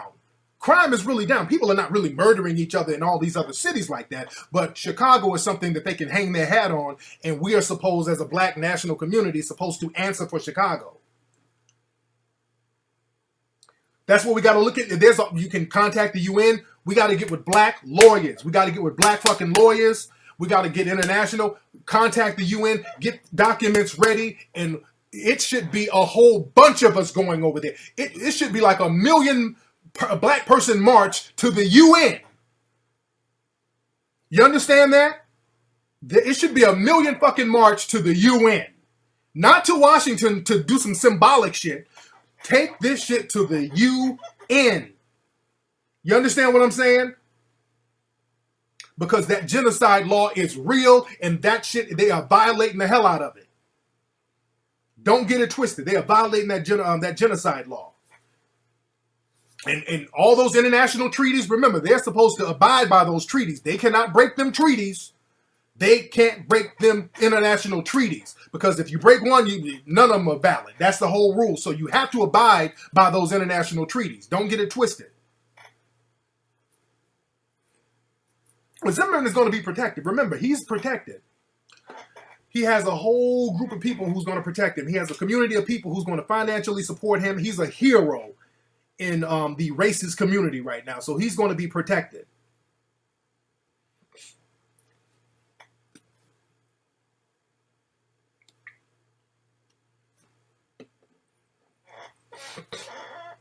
No, dude, you say the history has proved the UN is ineffective. No, there's other nations out there, dude. Those other nations, they identify with what's going on over here. That's a shot that we need to take, Conqueror. That's a shot that we need to take.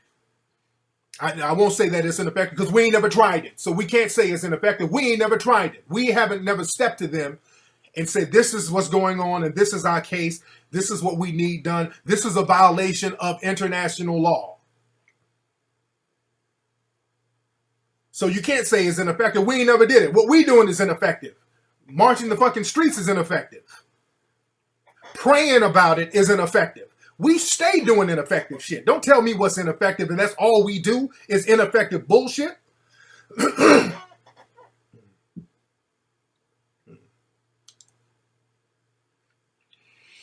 But this is a wake-up call, though. This is a wake-up call. Yeah, I know Zimmerman had to make almost $1 million. Yeah, we gotta start. We gotta just go international, man. That's just the name of the game right now. We got kids out here, man. If they're gonna start killing the kids, man, we gotta stop fucking around. Group economics and protection first. Group economics, protection. We got to get some kind of protection right now. Black people, you are refugees. Black people are refugees like a motherfucker. This proves that you are refugees. You are not a citizen. Just like that guy on Twitter. He said that Zimmerman, Trayvon Martin had no right hitting a citizen. Meaning Trayvon was not a citizen, and that's what people think. Black people, they don't consider you citizens in this country. You ain't never been a citizen. Check out my lecture. Go to TariqLive.com. I got a lecture you can download. I break all that down. TariqLive.com. Months ago. All this shit that's happening now, I talked about it months ago. TariqLive.com. Black people have never been citizens in this country. The 14th Amendment, all that shit has never been ratified. When they did the Dred Scott case saying that no black man has any rights that a white man is bound to respect, that shit was never ratified. That shit was never ratified. I'm about to go down to South Central. Let me see this footage of what's going on down in LA. LAPD, beanbags. That's what's up. They're getting it popping. Five beanbag. I'm about to see. Welcome to summer camp. Sorry about that, y'all. Hold on. At summer camp, the only rule I'm looking at my thing. never looks so good. There are Sorry no about the rules. sound, y'all. There's a couple guys that have my eye on. Sorry about the sound. Summer camp. New episodes Thursdays at 8 on USA. All right, I'm looking at the footage of what's going on down in LA right now, down in South Central. I heard they shut down the freeway. Let me see what's popping with it. I don't see any footage yet. All right, it's going to pop up in a minute. But we still heavy in here. We up in here deep right now. And y'all follow me.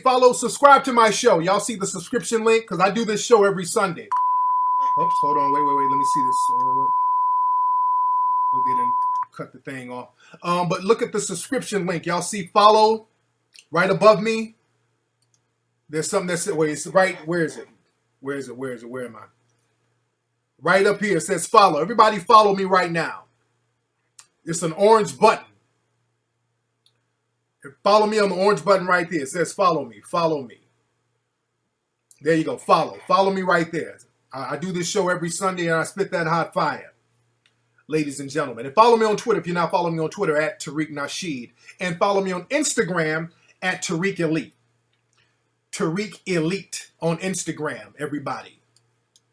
But again, it's nothing about hating nobody because again, there are a lot of our white brothers and sisters who are out here protesting against that whole Zimmerman shit. They're not with that injustice. Much respect to them. This is about justice right now. This is about justice, and this is also about black people understanding that we are going to have to pull ourselves out of the situation. That's all it's about. Don't you hate nobody. Don't target nobody. Don't hate nothing. It's time to organize. Get our money circulated. Go international. It's time to go international. This local yoko shit ain't popping no more.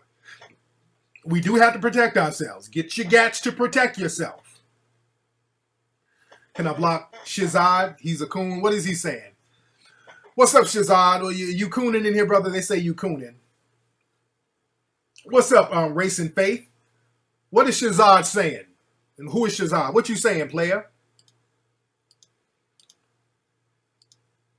Because we got a lot of new people in here. A lot of people who have not been in the show, checked out my show before. And Shazad, what are you saying? Are you co-signing Zimmerman or something? What are you saying? What are you trying to say, bro? You dig? And again, go to TariqElite.com to get the t-shirts, by the way, too. That's another thing. Go to TariqElite.com to get the t-shirts. And shout out to all the young ladies in the room. Shout out to all the ladies in here. How's everybody doing? Shout out to all the ladies in the room. All the sisters out here representing. Shout out to you. How you doing?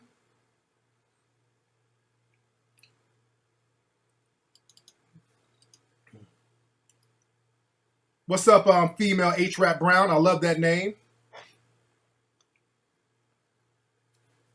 What's your take on NAACP? I don't know, man. Again, they're talking about sending stuff because NAACP again. You know, I'm not trying to throw them under the bus, but I don't want to keep doing the same things we've been doing year after year. That doesn't really work. What we have not done, was go international, and the black people who did go international or try to go international, they were thwarted. So to me, that means that if we do get to go international, that's going to be more effective, because if they'll let you march and protest and all that shit, but if they're trying to stop you from going international, that means all of us need to go international and start looking into those genocide laws, because this is genocide, dude. This Trayvon Martin thing is a perfect case for genocide. And the sterilization of black women in prison is a perfect case for genocide. I know y'all heard about that. Somebody post that link where they're sterilizing black women against their will in prison. That's that eugenic shit. God damn it. That should be on the list for the genocide thing.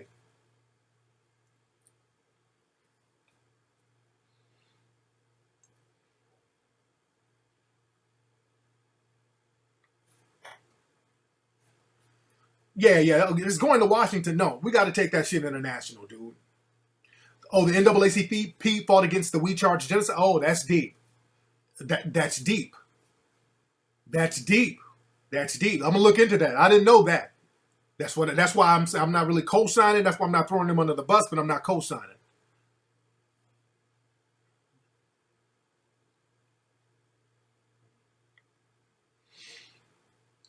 What's up, your day? How are you?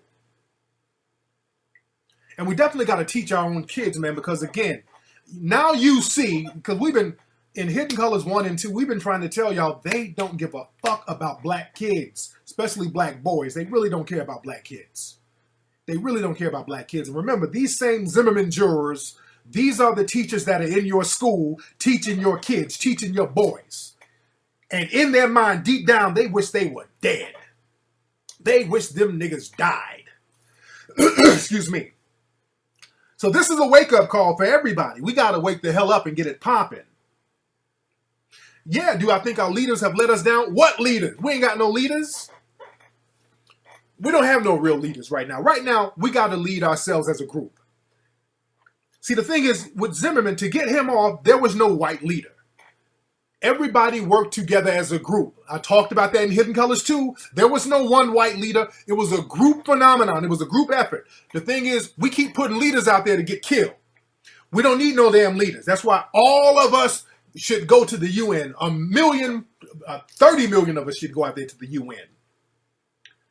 All of us should go out to the UN with a genocide claim. Every last one of us. All those niggas who start talking about, well, blacks kill each other in Chicago, leave them niggas here. Leave them niggas here. See, Shazad is trying to call on Zimmerman's defense. I'm talking about something that's a little more important right now, and that's another thing. I'm not trying to waste time. Again, I know what he's going to say, and I just don't have time right now. I'm trying to tell people what to do as far as a solution. To have him call up to give his bullshit cockamamie theory about why Zimmerman should have gotten off, that's not helping us no more. I'm just letting y'all know how they think. Right now, we're talking about solutions right now.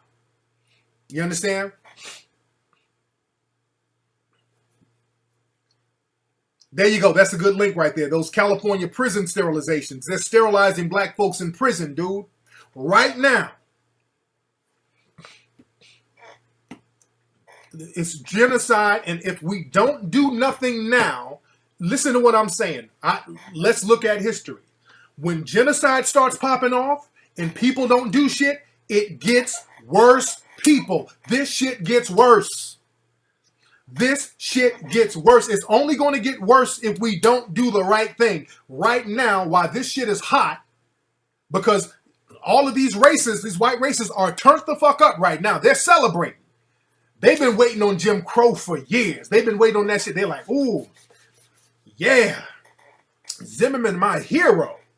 They've been waiting on this shit to pop off for years.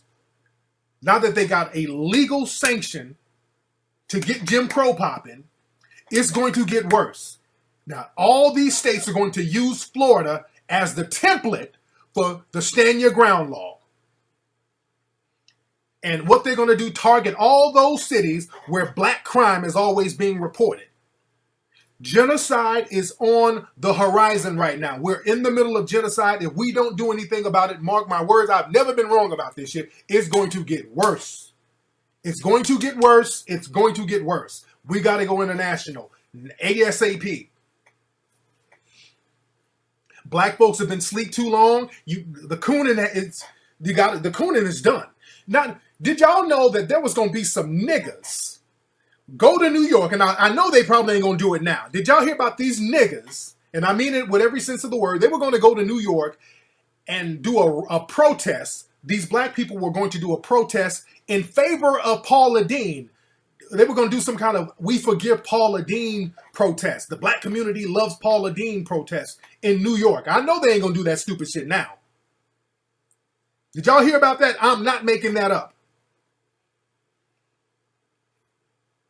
That type of Stockholm syndrome sickness, it's done. That shit is over. The war is on. You can choose to surrender and get killed or fight for your fucking life.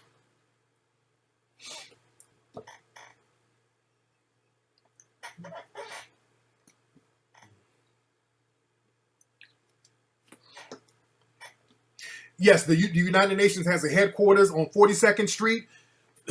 We should hit the one up on 42nd Street. We should hit up the one in Geneva. There should be a mass exodus to all the UN locations. There should be a mass exodus to them shits. You understand what I'm saying? If we can't do that, man, it's a wrap. What they need to do, if they're protesting in New York, their asses need to be at the UN. Cats need to be at the UN. We need to hit up Geneva. Switzerland, it's a neutral country. It's supposed to be a neutral country. That's why they've never been in a war. But again, the cooning, the buck dancing, that's going to be used to justify fucking us up. You understand that? We think all that coon is just harmless entertainment. I've always been criticized for calling out dusty niggas and hood rats. I've always been criticized because of that. Oh, you hating on these women. You calling them hood rats. You calling dudes dusty. There's a reason why. Because unfortunately, hood rats and dusty niggas are used to justify destroying our whole community. The dominant society doesn't differentiate between dusty niggas and regular black folks. When they do something, it reflects on all of us, unfortunately.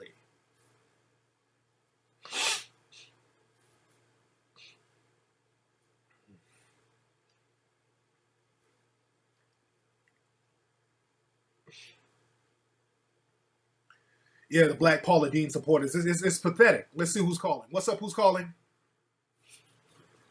Hello? Hey, what's up, player? Hey, this is Andre from Texas. The great flavor of Okay, what's up, Andre from Texas? Hold on. Without any of the work. What's going on, Andre from Texas? How you doing, brother? I'm pretty good. Thanks for asking. I had a question about the Hidden Colors. Yes, go ahead, brother. Well, the information that was covered in the movie, it was really good, but I'm one that likes to read. Yeah. And I was wondering where I could find the information that was covered in the video, like published. Oh man, there's so many published books. I mean, the movie has so much research in it. I mean, which specific part? Because it's 2 hour. Both movies are like 2 hours. So, what in particular were you interested in? Okay. Well, there's a particular part on the spirituality. Yeah, about like Egyptian spirituality. Like which part about spirituality? Which one? Man. Help me help you, brother. Well, from what I can remember, it was saying how we had first we had all the land, and they had all the Bibles, and then they told us to close our eyes and gave us the Bibles and took all that land. Right. And I mean, there's many documents. There's many documents that state that when they came into Africa and they brought in religion and they ended up with all the land. I mean that's like kind of common knowledge. But what you can do, you can get books by J.A. Rogers. You can get books. I mean, there's so many books. The Golden Age of the Moors. Man, there's just so many books you can get, dude. I mean, there's a million books you can get to help you out with the information. And what else were you interested in knowing about? Man, that was a big topic for me. Okay, just get those books, man. And again, you can just research also some of the stuff we say. Just Google some of the stuff, and it will lead you to certain resources because there's like thousands of books that we got information from. You feel me? Yeah. All right, are you in the bed, okay. nigga? Are you in the bed or something? You sound all sultry and seductive and shit. You in the bed? What are you doing? Sound like you laying on your stomach or some shit. You all right? Yeah, I'm good, man. All right. What time is it out there where you at? 11 o'clock. Okay, it ain't that late for you to be sounding that fucking sultry, dude. Damn. I mean, man, your voice up. Bad. All right, man, you calling up sound like you calling up Hot 97 trying to give shout outs to your baby mama or some shit, man. Is this you? Is this you right here? Hold on. I've been searching for someone, but never looked before my eyes. There you were, to my surprise. My God. This nigga sounded real sultry. Man, how's everybody doing up in here tonight? Carlos said he's laying on his back grabbing his nipples. My God, man. Here we go. That brother didn't even know what book he wanted referenced. I mean, help me help you, you know? Man. But like I said, we do need justice, man. We got to get it popping. We really do got to get it popping. I'm a little paranoid too, man. Again, my daughter, because I just started kind of letting her go to she's 13, my daughter. I just started letting her go to the store by herself. And now with this whole shit, she asked me to go to Starbucks because I let her ride the bike to the store. And I'm like, no, because I live in a predominantly white neighborhood. And not to say, I just don't want no copycat Zimmermans out there. You know what I'm saying? I don't want no copycat fucking Zimmermans out there targeting black kids. I got a beautiful baby son, so now you know I'm turned up. I'm real turned the fuck up. If that's what's popping and I just got a newborn son and now it's cool to kill black kids, I'm turned all the fuck way up. And I ain't gonna just sit by and let this shit pop and just let it go off and just coon and yassa. No. It's not gonna pop off. So you let you borrow your hat. Well, you can get this shirt, man. Y'all go get the new shirts. And check out, y'all see my new Tariq Elite commercial. Check that, that's the new shirt right here. Let me back it up. This is hot right here, man. Let me get close with it. The new Liberty shirt. That's the black Statue of Liberty behind a Confederate flag. In front of a Confederate flag. That's heavy. Think of the symbolism behind that. Get that at TariqElite.com. Get the t-shirts right now at TariqElite.com. I got a whole bunch of other t-shirts there too.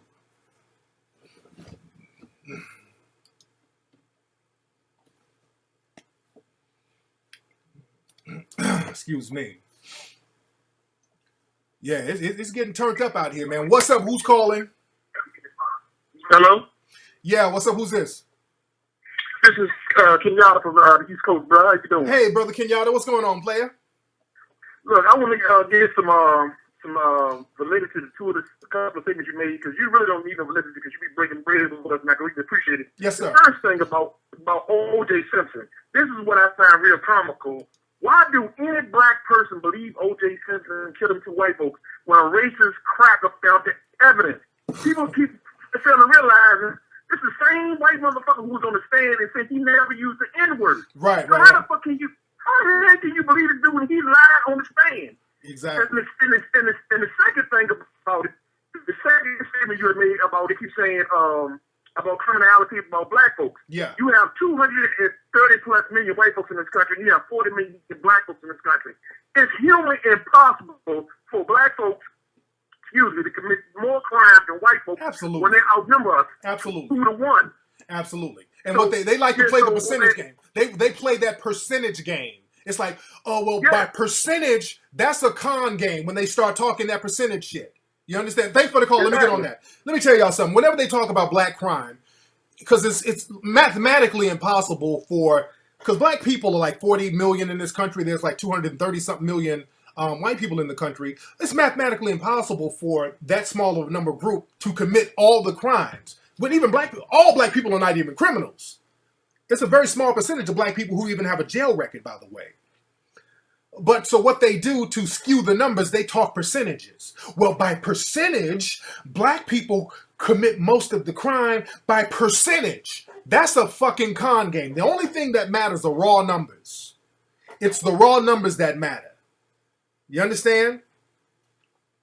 It's the raw numbers. But they don't talk about the raw numbers. Just like with welfare. They always say that all these black people on welfare, but the majority of people on welfare are white. The raw numbers say that more white people on welfare. Now, black people on welfare, there's a reason why, because black people have been systematically, economically deprived by the government. So, of course, there are going to be some black people who would need government assistance because black people were specifically disenfranchised by the government. But other groups, there shouldn't be no other groups on welfare because they weren't specifically disenfranchised by the government. So if we're going to look at all that, we got to put all that shit in context. Always go for the raw numbers. When they start talking percentages, that's just like water or soda. If you get a bottle of soda that has 2,000 calories and drink it, that's 2,000 calories, that's going to make me fat. I can't drink a bottle of soda with 2,000 calories, my God. So what they do with the calories, they deceive you. They put on the back, well, there's 50 calories per serving. So that gives you the illusion that it's less calories than what it is. But the raw numbers mean it's still calories. It's 2,000 calories, and the calories you drink is going to get you fat. The raw numbers are the only thing that matters. And just like crime stats, the raw numbers are the only thing that matters, but they trick you with the servings, with the percentages. That's a Jedi mind trick that they've been doing for years with black crime stats. Excuse me. We got to go international, family. We got to go international. Y'all follow me on this motherfucker? Y'all follow. Everybody should be following me. Y'all follow me. Y'all supposed to be following me. Looking up here. Y'all follow me up here. Or is this one? Which one is it? Y'all supposed to be following me. Excuse me. And everybody's supposed to be following me on Twitter. Everybody and their mama was hitting me up on Twitter trying to get my opinion on all this stuff. Oh shit! If we go to the UN, hell yeah, I'm there. Shit, I'm always as much as I travel, that ain't nothing for me to go. I'm down, y'all. I'm always going somewhere international. I've been trying to get y'all up on the international. Go to YouTube and just type my name in and type in a country. Go type in Tariq Elite in Africa, Tariq Elite in Spain, Tariq Elite in Italy, Tariq Elite in Rome, Tariq Elite in France, Tariq Elite in Tahiti. Type in my name and you'll see me in some country. I'm always somewhere I've been international. I want y'all to catch up. I've been trying to get y'all up on the international game for years. I've been telling y'all to get international.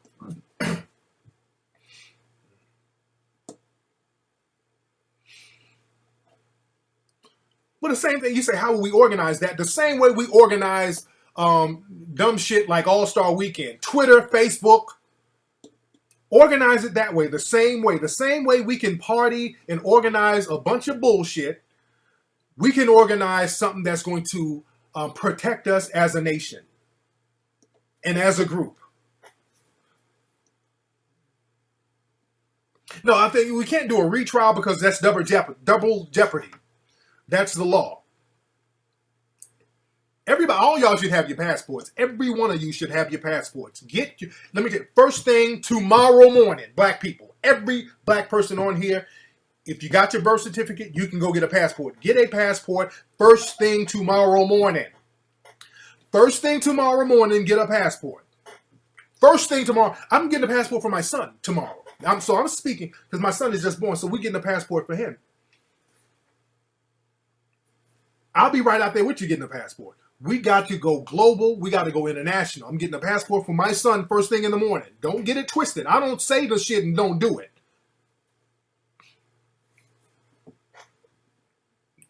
I already got mine. Peanut got hers. My daughter has hers. My son, he's just born, so we got to get his. We just haven't had his yet. And that's black folks got that thing about being afraid to travel and you don't want to get off your block. It's time to get off the block. The block is made as a trap for you. The block is a trap. Get off the block. It's time to go international. It's time to get popping. I know black folks are terrified of a change of routine, and the thing is, standing in one place getting your ass kicked is not going to help you. It's not going to help you whatsoever. Yeah, passport, 130 something bucks. Same price as the Jordans. So just don't buy Jordans for a day and you can get a passport. Don't buy a bag of weed for a week and you can get a passport. I ain't no more excuses. The excuse game is over. We don't have time for excuses. Group economics, get this shit going on internationally. This is genocide. There's a genocide law that's international that we need to look into because we're not citizens in the U.S. We don't have the voting right protection. They keep telling us we're not citizens. It's going to get worse. It's going to get worse. We got to accept Barack Obama. It just didn't work out for us. We got to take that L. We got to take the Barack Obama L. Let's not get mad about it. The shit didn't work. Barack Obama just basically said, hey, man, the justice system worked. Well, let's focus on gun crime. Basically, fuck y'all. I'm here. I'm about to be out in a few months, a few years. It is what it is. All right, we got you. We'll learn next time. We will learn next time. We can't depend on one person to do things that we all need to be doing. We can't depend on one person to do all that we need to be doing. Now, with Barack Obama, symbolically, that was a great thing. Symbolically, it was great, but practically, it wasn't shit. It didn't mean nothing. It was nothing. Nothing. It just got worse for us. We got to charge that to the game, dust ourselves off, pick ourselves up, group economics, get this shit popping.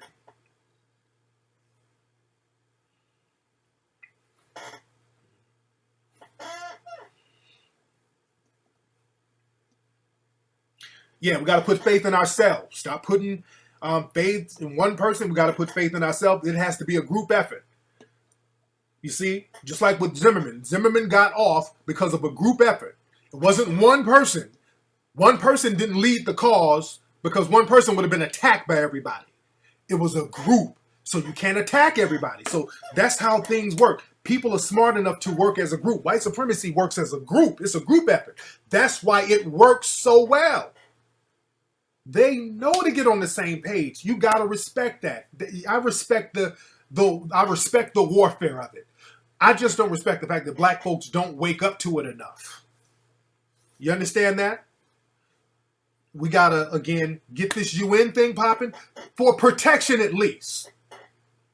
For protection. We need immediate protection because we are refugees. Black Americans are the only people on the planet who have zero protection. Zero fucking protection. Zero. No protection. We don't have it. Let's all admit that. We have zero protection. We got to go to the UN to at least get protection because it is illegal to commit genocide against a group of people.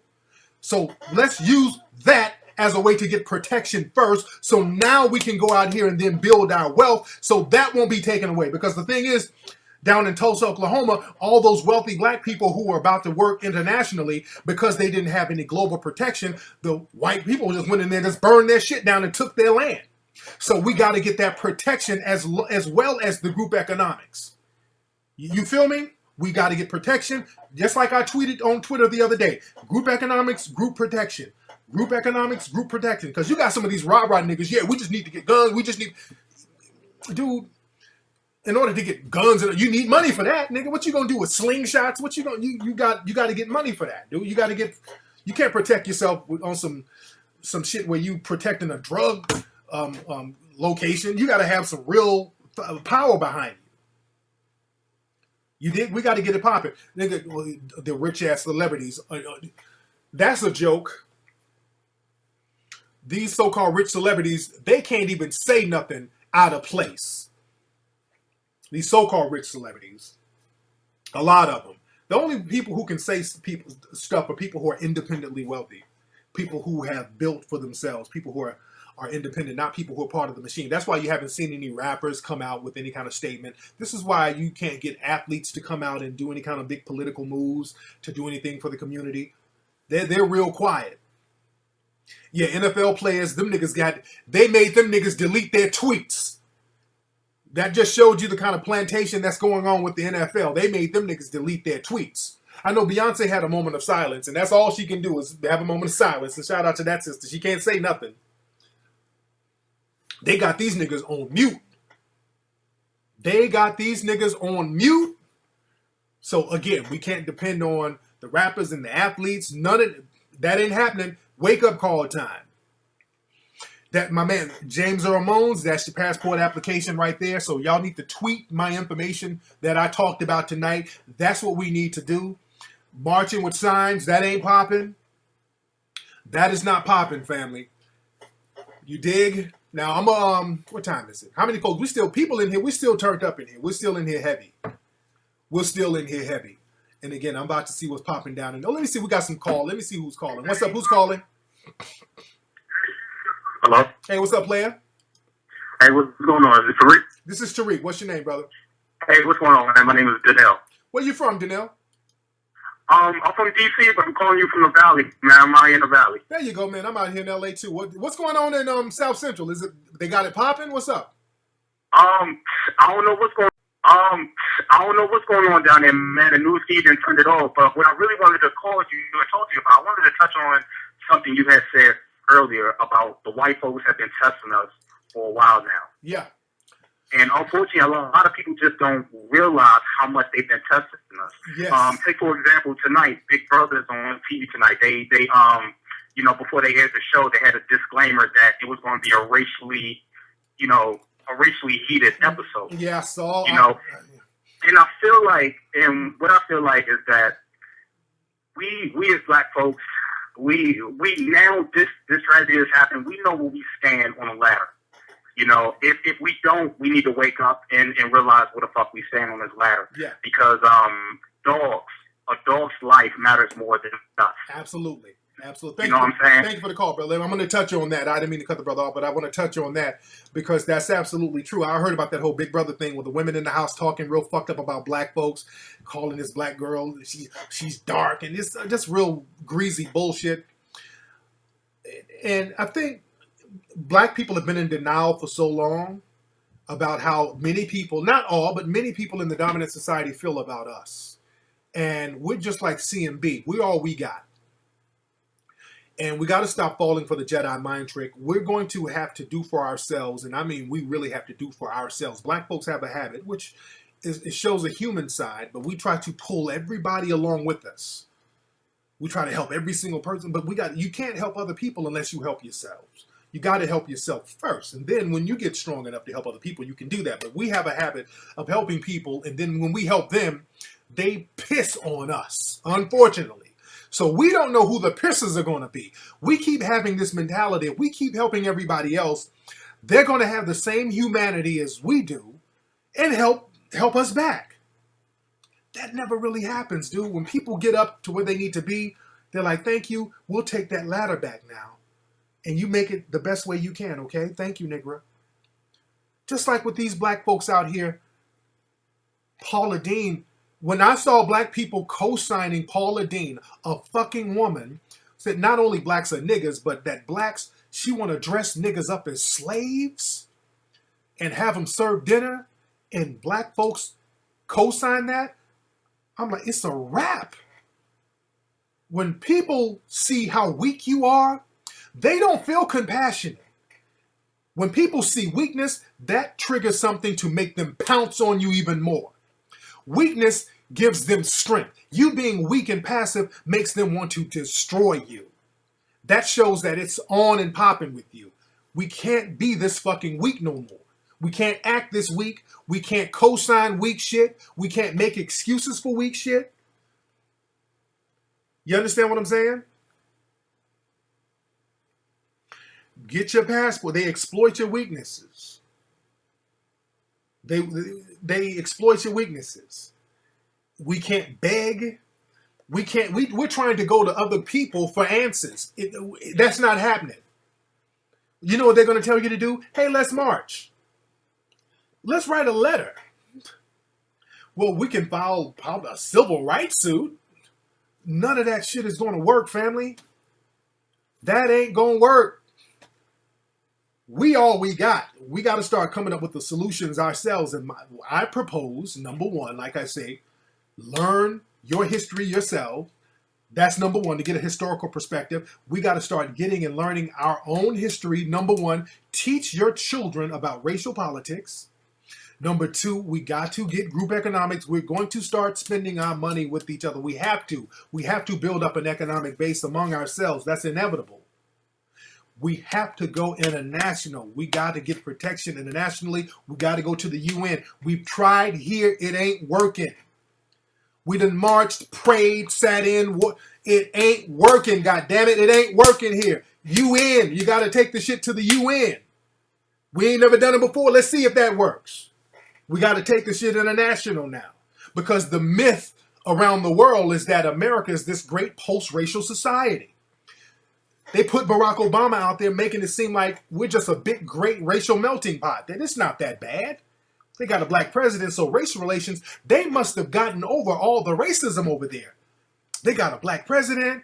They wheel out a couple of token niggas and make it seem like, oh, the black people are doing great. Everything, well, just racial harmony. They don't know when this Trayvon thing, they're like, oh, what's that about? This is why they won't say it's about race. In the media, they will not say it's about race, which we know is about race. It is not about stand your fucking ground. Stand your ground is a law that's race-based. It's a race-based law. Understand this. When people talk about, well, it's the law is colorblind. No, the laws are created by people and the people who have biased mentalities. People create these laws with racial bias. Understand that. People can try to blame a law as if a law is some kind of freestanding entity that is somehow equal all around. It ain't. People make laws. Understand that? People make laws for a reason. And laws usually have racial stilts to them. Racial slants to them. I'm sorry. What's up, Ms. Cammie? And people know that within the dominant society. They know that these laws are race-based because they know that they're the ones who helped create them. They know the laws are race-based. And they throw that in our faces. So we're not racist. No, we're not racist. See, what it says here in the law, see, the law says if you have 1 gram of crack and I have 1 gram of powdered cocaine, that you get 5 years in jail and I only get a slap on the wrist. It's not racist. It's just the law that says it. Fuck out of here. Who created the law? It was created by a person. Stop falling for the Jedi mind trick. Genocide, people. Genocide. Genocide. Yes, indeed. Johnny Cochran did try to get reparations. He mysteriously popped up dead. That's why we got to stop having one of our people out there representing us. It has to be a lot of us. Remember, man, a lot of the laws in the country were racially based. The gun law in California, when people talk about the gun law, because in California, you used to be able to you could have a gun out back up until the 1960s. You could have an open gun. You could walk around with a gun. In California, the reason why they changed the law was because of the Black Panthers. Because the Black Panthers realized this law. When the Black Panthers found out about it, they used the law. They were like, hell no. Repeal. When black folks find out some of these laws and these laws start working for blacks, they'll change that bitch overnight. They change the fucking law overnight on your ass. Just like with OJ. When they saw OJ get off, they start changing all types of laws to get. They're like, look, you steal your own shit, nigga. That's armed robbery. We done made a new law. We done made a new OJ law. You stole your own shit, that's armed robbery. You going to jail for life, nigga. That's kidnapping. You said sit down, nigga, that's kidnapping. If you say sit down, that's kidnapping. You done kidnap people. They'll make a new law for your ass. You ain't no citizen, dude.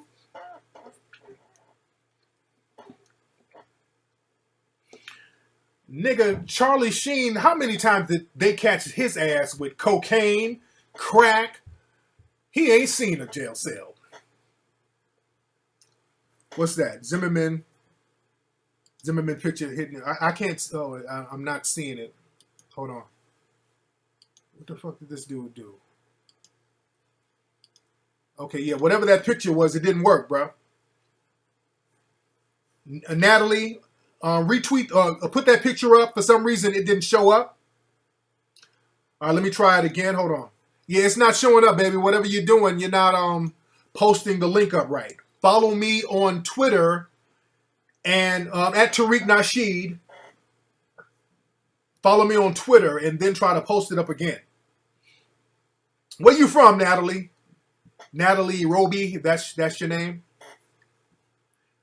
Natalie, girl, if you don't stop posting up these links, I'm about to clown you. Natalie, you incompetent. Natalie, is this you? Wednesday of the Brothers. Yeah, but we're still here after the draft. All right. I'm messing with you, Natalie. But again, I want to see the picture. Let me see this picture. What is it? Let me see. Hold on. Okay, for some reason, it's just not opening these pictures.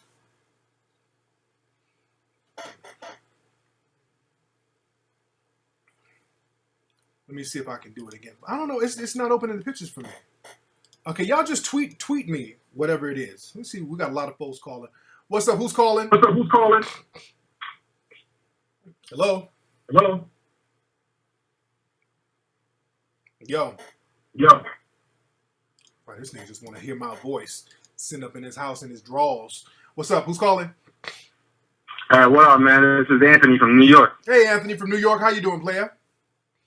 I'm all right. I'm with you on this group economics thing. I heard about something going around about like boycotting Florida tourism. What you think about doing that? Yeah, I'm with that. I'm with that, but I still say we should put our energy right now in going international. That the boycotting thing is cool, but again, we need protection right now. So we got to start thinking outside of the box. We got to start thinking bigger right now. We need protection. Our children need protection. We got to start hitting the UN. It should be 2 or 3 million of us hitting up the UN and making this an international sensation to let people know as a group what the fuck is going on with us over here. It's not popping. We're being killed. It's genocide, and this is supposed to be a civilized society. And by international law, genocide because of race is illegal. That's why they keep trying to tell us this shit ain't about race. They're trying to pull the wolves over our eyes. We got to wake up to that shit. This is all about race, and we got to take this shit internationally.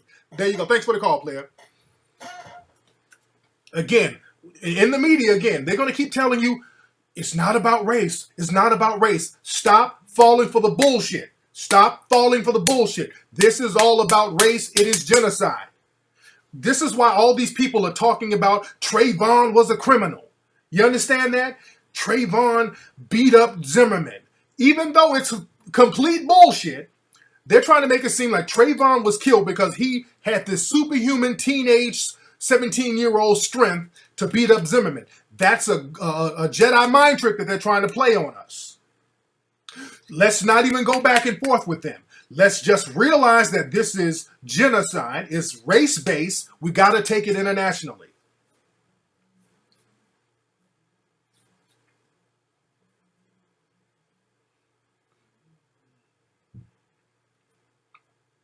We're organizing it. The fact that we're talking about it now. Hell, we can just have a Facebook page. Say, let's take this shit internationally. Let's take it to the UN. Spread the word. This is what we need to see. Dialoguing like we're doing now, this is the dialogue we need to have on Twitter. We need to have this dialogue on Twitter right now. Go on Twitter now and have this dialogue to let everybody know. And when this video, because when I'm done recording, you guys, the video will be up and you can share the video. Talk to people. You dig? And people, I know people want me to, because people have been wanting me to be the leader. And I ain't the leading shit. People have been hitting me up. News outlets been hitting me up. Newspapers. I'm doing an interview, a few interviews on the phone tomorrow. But look, I've been kind of falling back because I am not trying to be the leader because these niggas will get me killed. I don't trust motherfuckers to protect me well enough because too many of you skinny jean, moist niggas are not going to have my back. I ain't leading shit until we get strong enough. So I know people that have my fucking back. And we don't need no leadership anyway. Y'all ain't about to put me out there. We all going to get out here and get this shit popping. I'm telling you, I ain't trying to, people, you trying to be, no, I'm telling you, I don't want to be nobody's leader. I want all of us as a group to get together. Shit. Y'all get the biggest, blackest nigga to kill me. I ain't trying to be nobody's leader. Yeah, but they'll get the biggest, blackest nigga and that nigga be at my funeral singing Boys to Men. All you niggas to kill me and be at my y'all niggas to be at my funeral. Shoot me, blow my head off, be at my funeral talking about, well, why do I say goodbye to what we had? Y'all fake niggas, I ain't leading shit. All of us can get out here and get this shit popping. All of us get it popping. I gotta see that picture. That's right. UN for Trayvon. Exactly. United Nations for Trayvon. That's the hashtag. UN for Trayvon. And if y'all want to email me, my email is info@tariqelite.com. Info@tariqelite.com. When people want to interview or talk to me about certain things. But info@tariqelite.com. I know. They'll kill me and have somebody fucked up playing me. They have a motherfucker who ain't been out play. They have somebody like Stoney Jackson playing me or some shit. They have a motherfucker don't even look like me playing me. They get Forrest Whitaker to play me. Just real fucked up.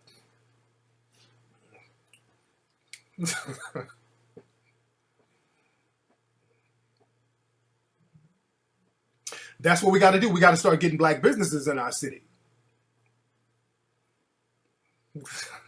You sent the picture? Okay, I got to see the picture. Wait. Let me see who we got on the phone. Yeah, I always do that. Well, Zoe, I've done Zoe's show a million times. What's up? Who's calling? What's going on? This is Papa Moses out of Atlanta. Hey, what's up, Papa Moses? How you doing, player? It's going well, man. I talked to you a couple of weeks back as far as advice about a female, but that's irrelevant right now. Right. I'm listening to the entire show from the beginning to the end. I'm enjoying exactly what I'm hearing. I have a question for you. It might be a dumb question. I just really don't know the answer to it. Okay.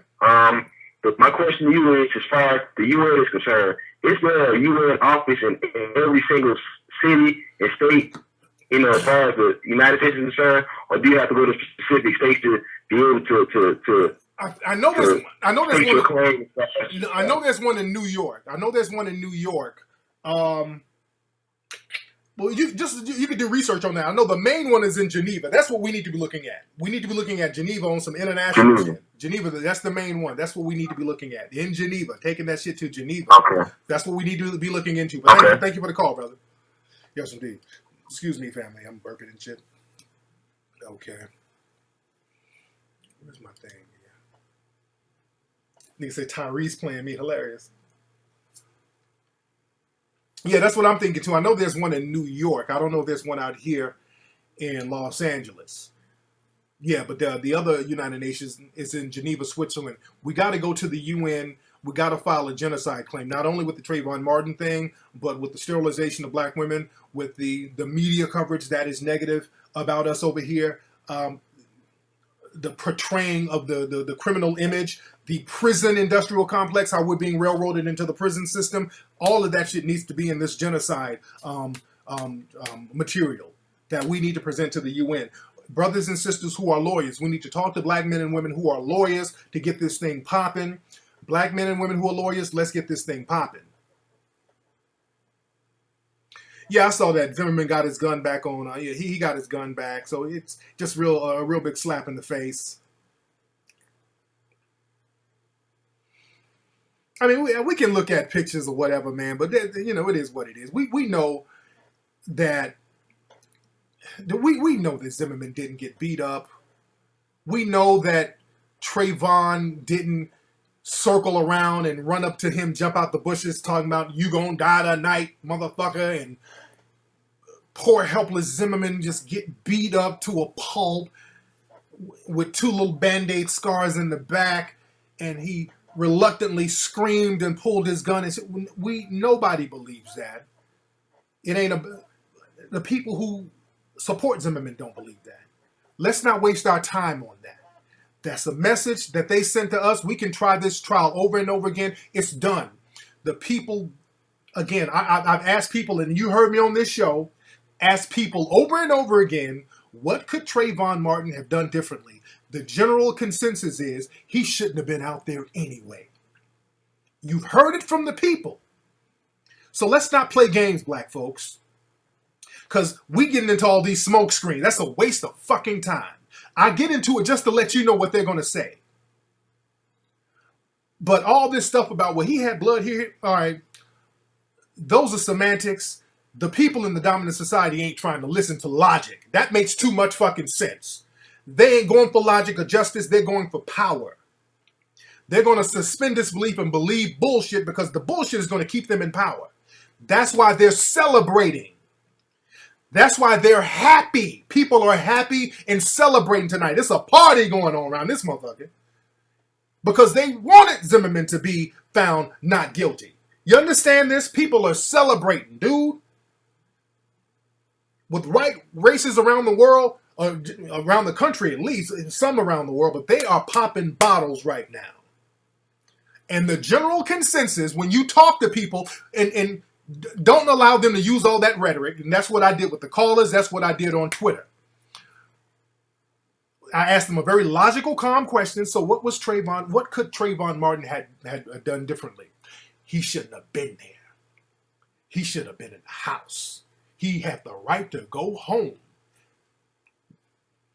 That's sundown town Jim Crow talk, meaning, nigga, you weren't supposed to be out because you black after 6 anyway. Blacks aren't supposed to be in our neighborhood at night. You understand that?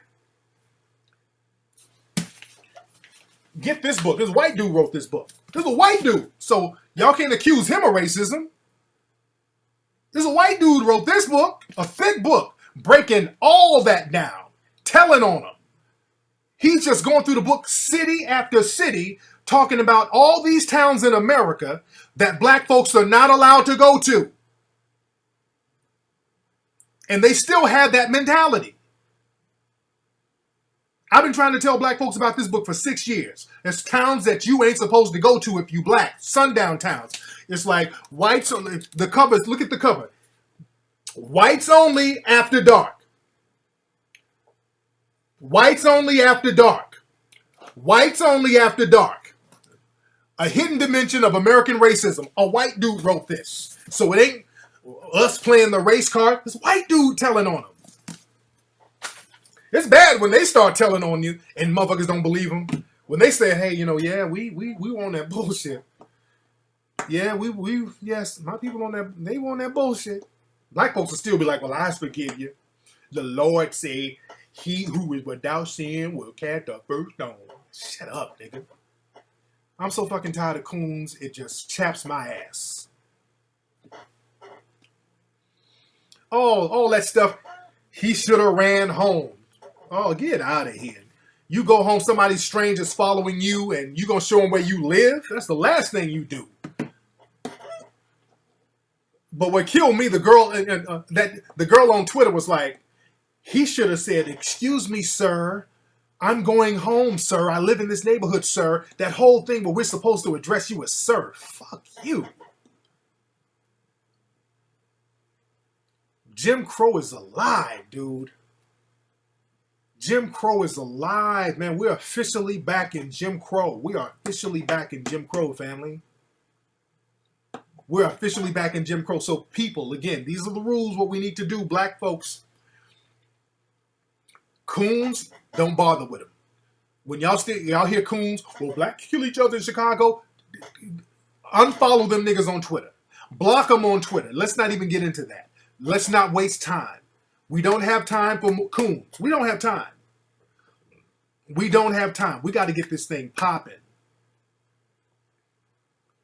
No more coons. None of these guys. Well, Trayvon was a thug. Let's not entertain. They're saying dumb shit to keep you preoccupied with what's really popping. That was a sundown town. He was shot because he was black in a town that he wasn't supposed to be in at night. They sundown town his ass. That's all it was. That shit was racially based. That was genocide. It's legal genocide. That is an international treaty violation. We have a case to take to the International Court of Law. It's UN time. Stop playing around.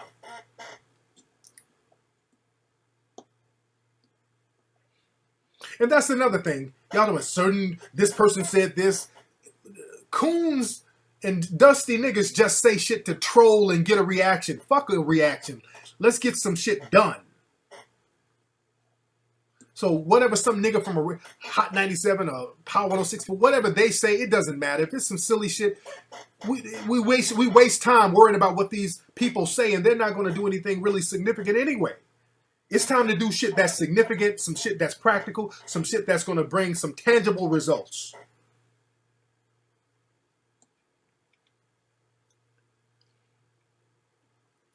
It's time to go international, family. It's time to go international. Yeah, UN for Black Genocide, all that shit. The United Nations for Black Genocide, that's a great topic for it. It should be called that. But there is genocide going on. It's going to get worse. We have to stop it now. We got to stop it right now. But that's what I'm saying. Say nobody's ever brave enough for proper action, but all of us should get it popping. If all of us do things as a group, it ain't about brave. We got the numbers. All of us do certain things as a group. That's when we get it popping.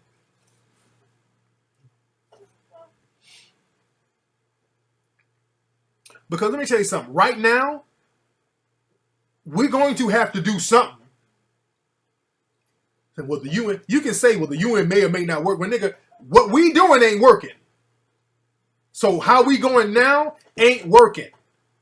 Walking around with a picket sign ain't working. No, you say the UN is controlled by our enemies, but there's other people, other nations within the UN too. There's other nations within the UN too. You understand that? There's other nations and they got to respect all the treaties. There's other nations in the UN and they got to respect all the treaties. And some of our enemies are not in the UN as well. There's all the countries are part of the UN. Because at least we need international allies. At least we need international allies. At least that. We don't have any international allies.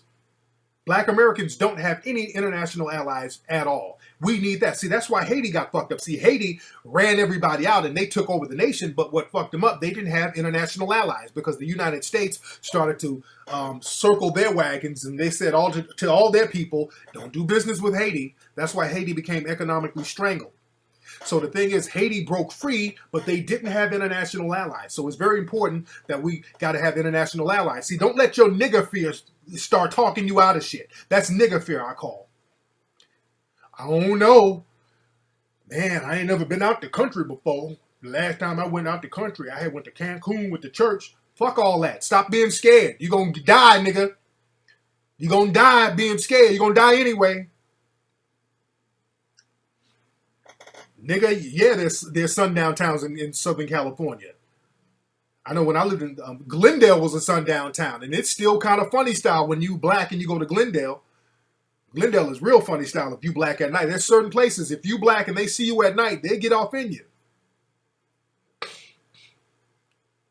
Exactly. That's enough. My man Callie made a good point. See, the thing is, when you have allies, like when Cuba, when they got control of Cuba, Cuba's been in power for so long, and this is why they don't even let us trade with Cuba, because Cuba found an ally in Russia.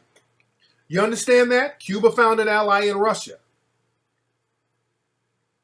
So you got to think militarily, people. Other groups of people are thinking militarily against you.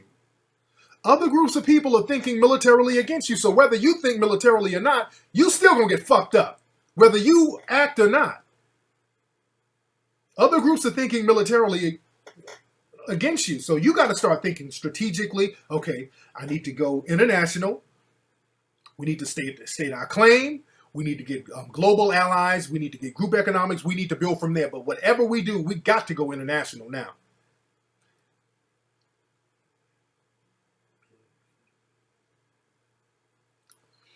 Yeah, it shouldn't just be, I feel what I'm saying. It shouldn't just be international genocide for Trayvon. That's too local. This shit is a global thing. Trayvon is just an example. That's one of the things. It should be Black Americans. What we also need to do, another thing, we are going to have to rename ourselves. We're going to have to rename ourselves. We got to call ourselves something else that can be legally nationalized. You understand that? Because when other people name you, they can put whatever definition on those names they want to put. And then when they name you, they take away all your legal rights. So that's why we got to get with lawyers. We got to get with lawyers so people can really understand this and understand these laws. that's the thing, Coco Doe. There are coons who are going to try to sabotage, but stay away from coons. Any nigga who tries to talk down on it, leave him alone. Just don't rock with him. Don't rock with him. More, that's a good title. Unfortunately, they got these more science tipple niggas who are scandalous or whatever. Melanated refugees. That's something that we call ourselves. You dig? To denote nationality. So that's why we got to get with lawyers. Walking around with the picket sign, that picket sign ain't happening no more. The picket sign's not happening no more.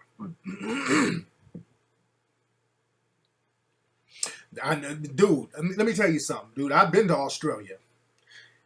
Let me tell you something. I've been to Australia. I've been to Sydney, Australia, and I've seen genocide right in its goddamn face. I've seen wiped out communities of people just gone.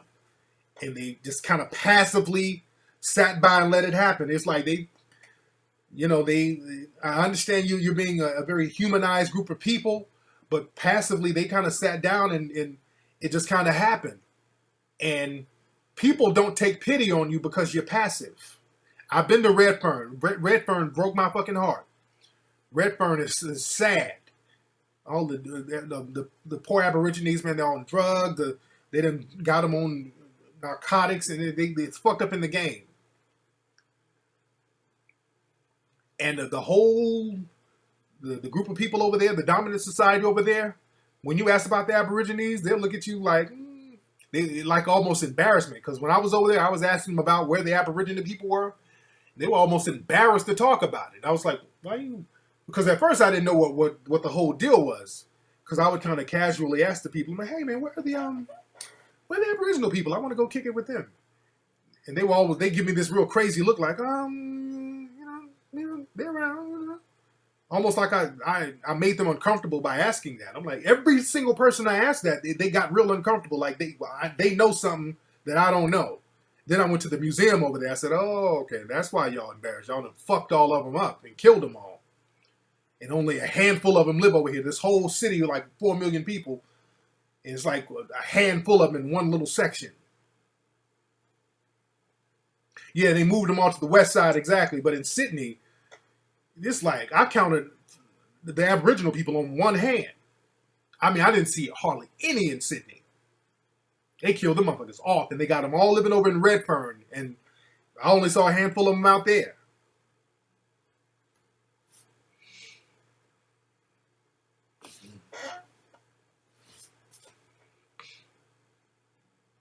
You dig? So again, let's not put no emotions in it. We just got to get out there and just get that hustle on. Get out here and put in that work. Y'all follow me on here. Everybody needs to be following me on the Tariq Elite Show. If you're not following me, look up there and follow me, ladies and gentlemen. All right, ladies, what I'm going to do, ladies and gentlemen, I'm going to keep the music playing all night tonight so y'all can chop up game among yourselves. Ladies and gentlemen, right here on the Tariq Elite Show. I'm signing off the video, but you guys can still listen to Tariq Elite Radio for the night. And chop up game, because this is good dialogue. Y'all need to exchange information with each other, exchange numbers. Everybody need to chop up game with each other. And dialogue and exchange information, and let's get some things popping. And again, get this information out. We need to go international, get something popping with the UN. And the video, when I'm through recording, you guys can circulate the video around. It's like, what, 3 hours? I've been chopping up game. It's almost 10 o'clock. So, and also everybody get Hidden Colors 1 and Hidden Colors 2, ladies and gentlemen. Get Hidden Colors 1 and get Hidden Colors 2, ladies and gentlemen. All right, y'all have a good night.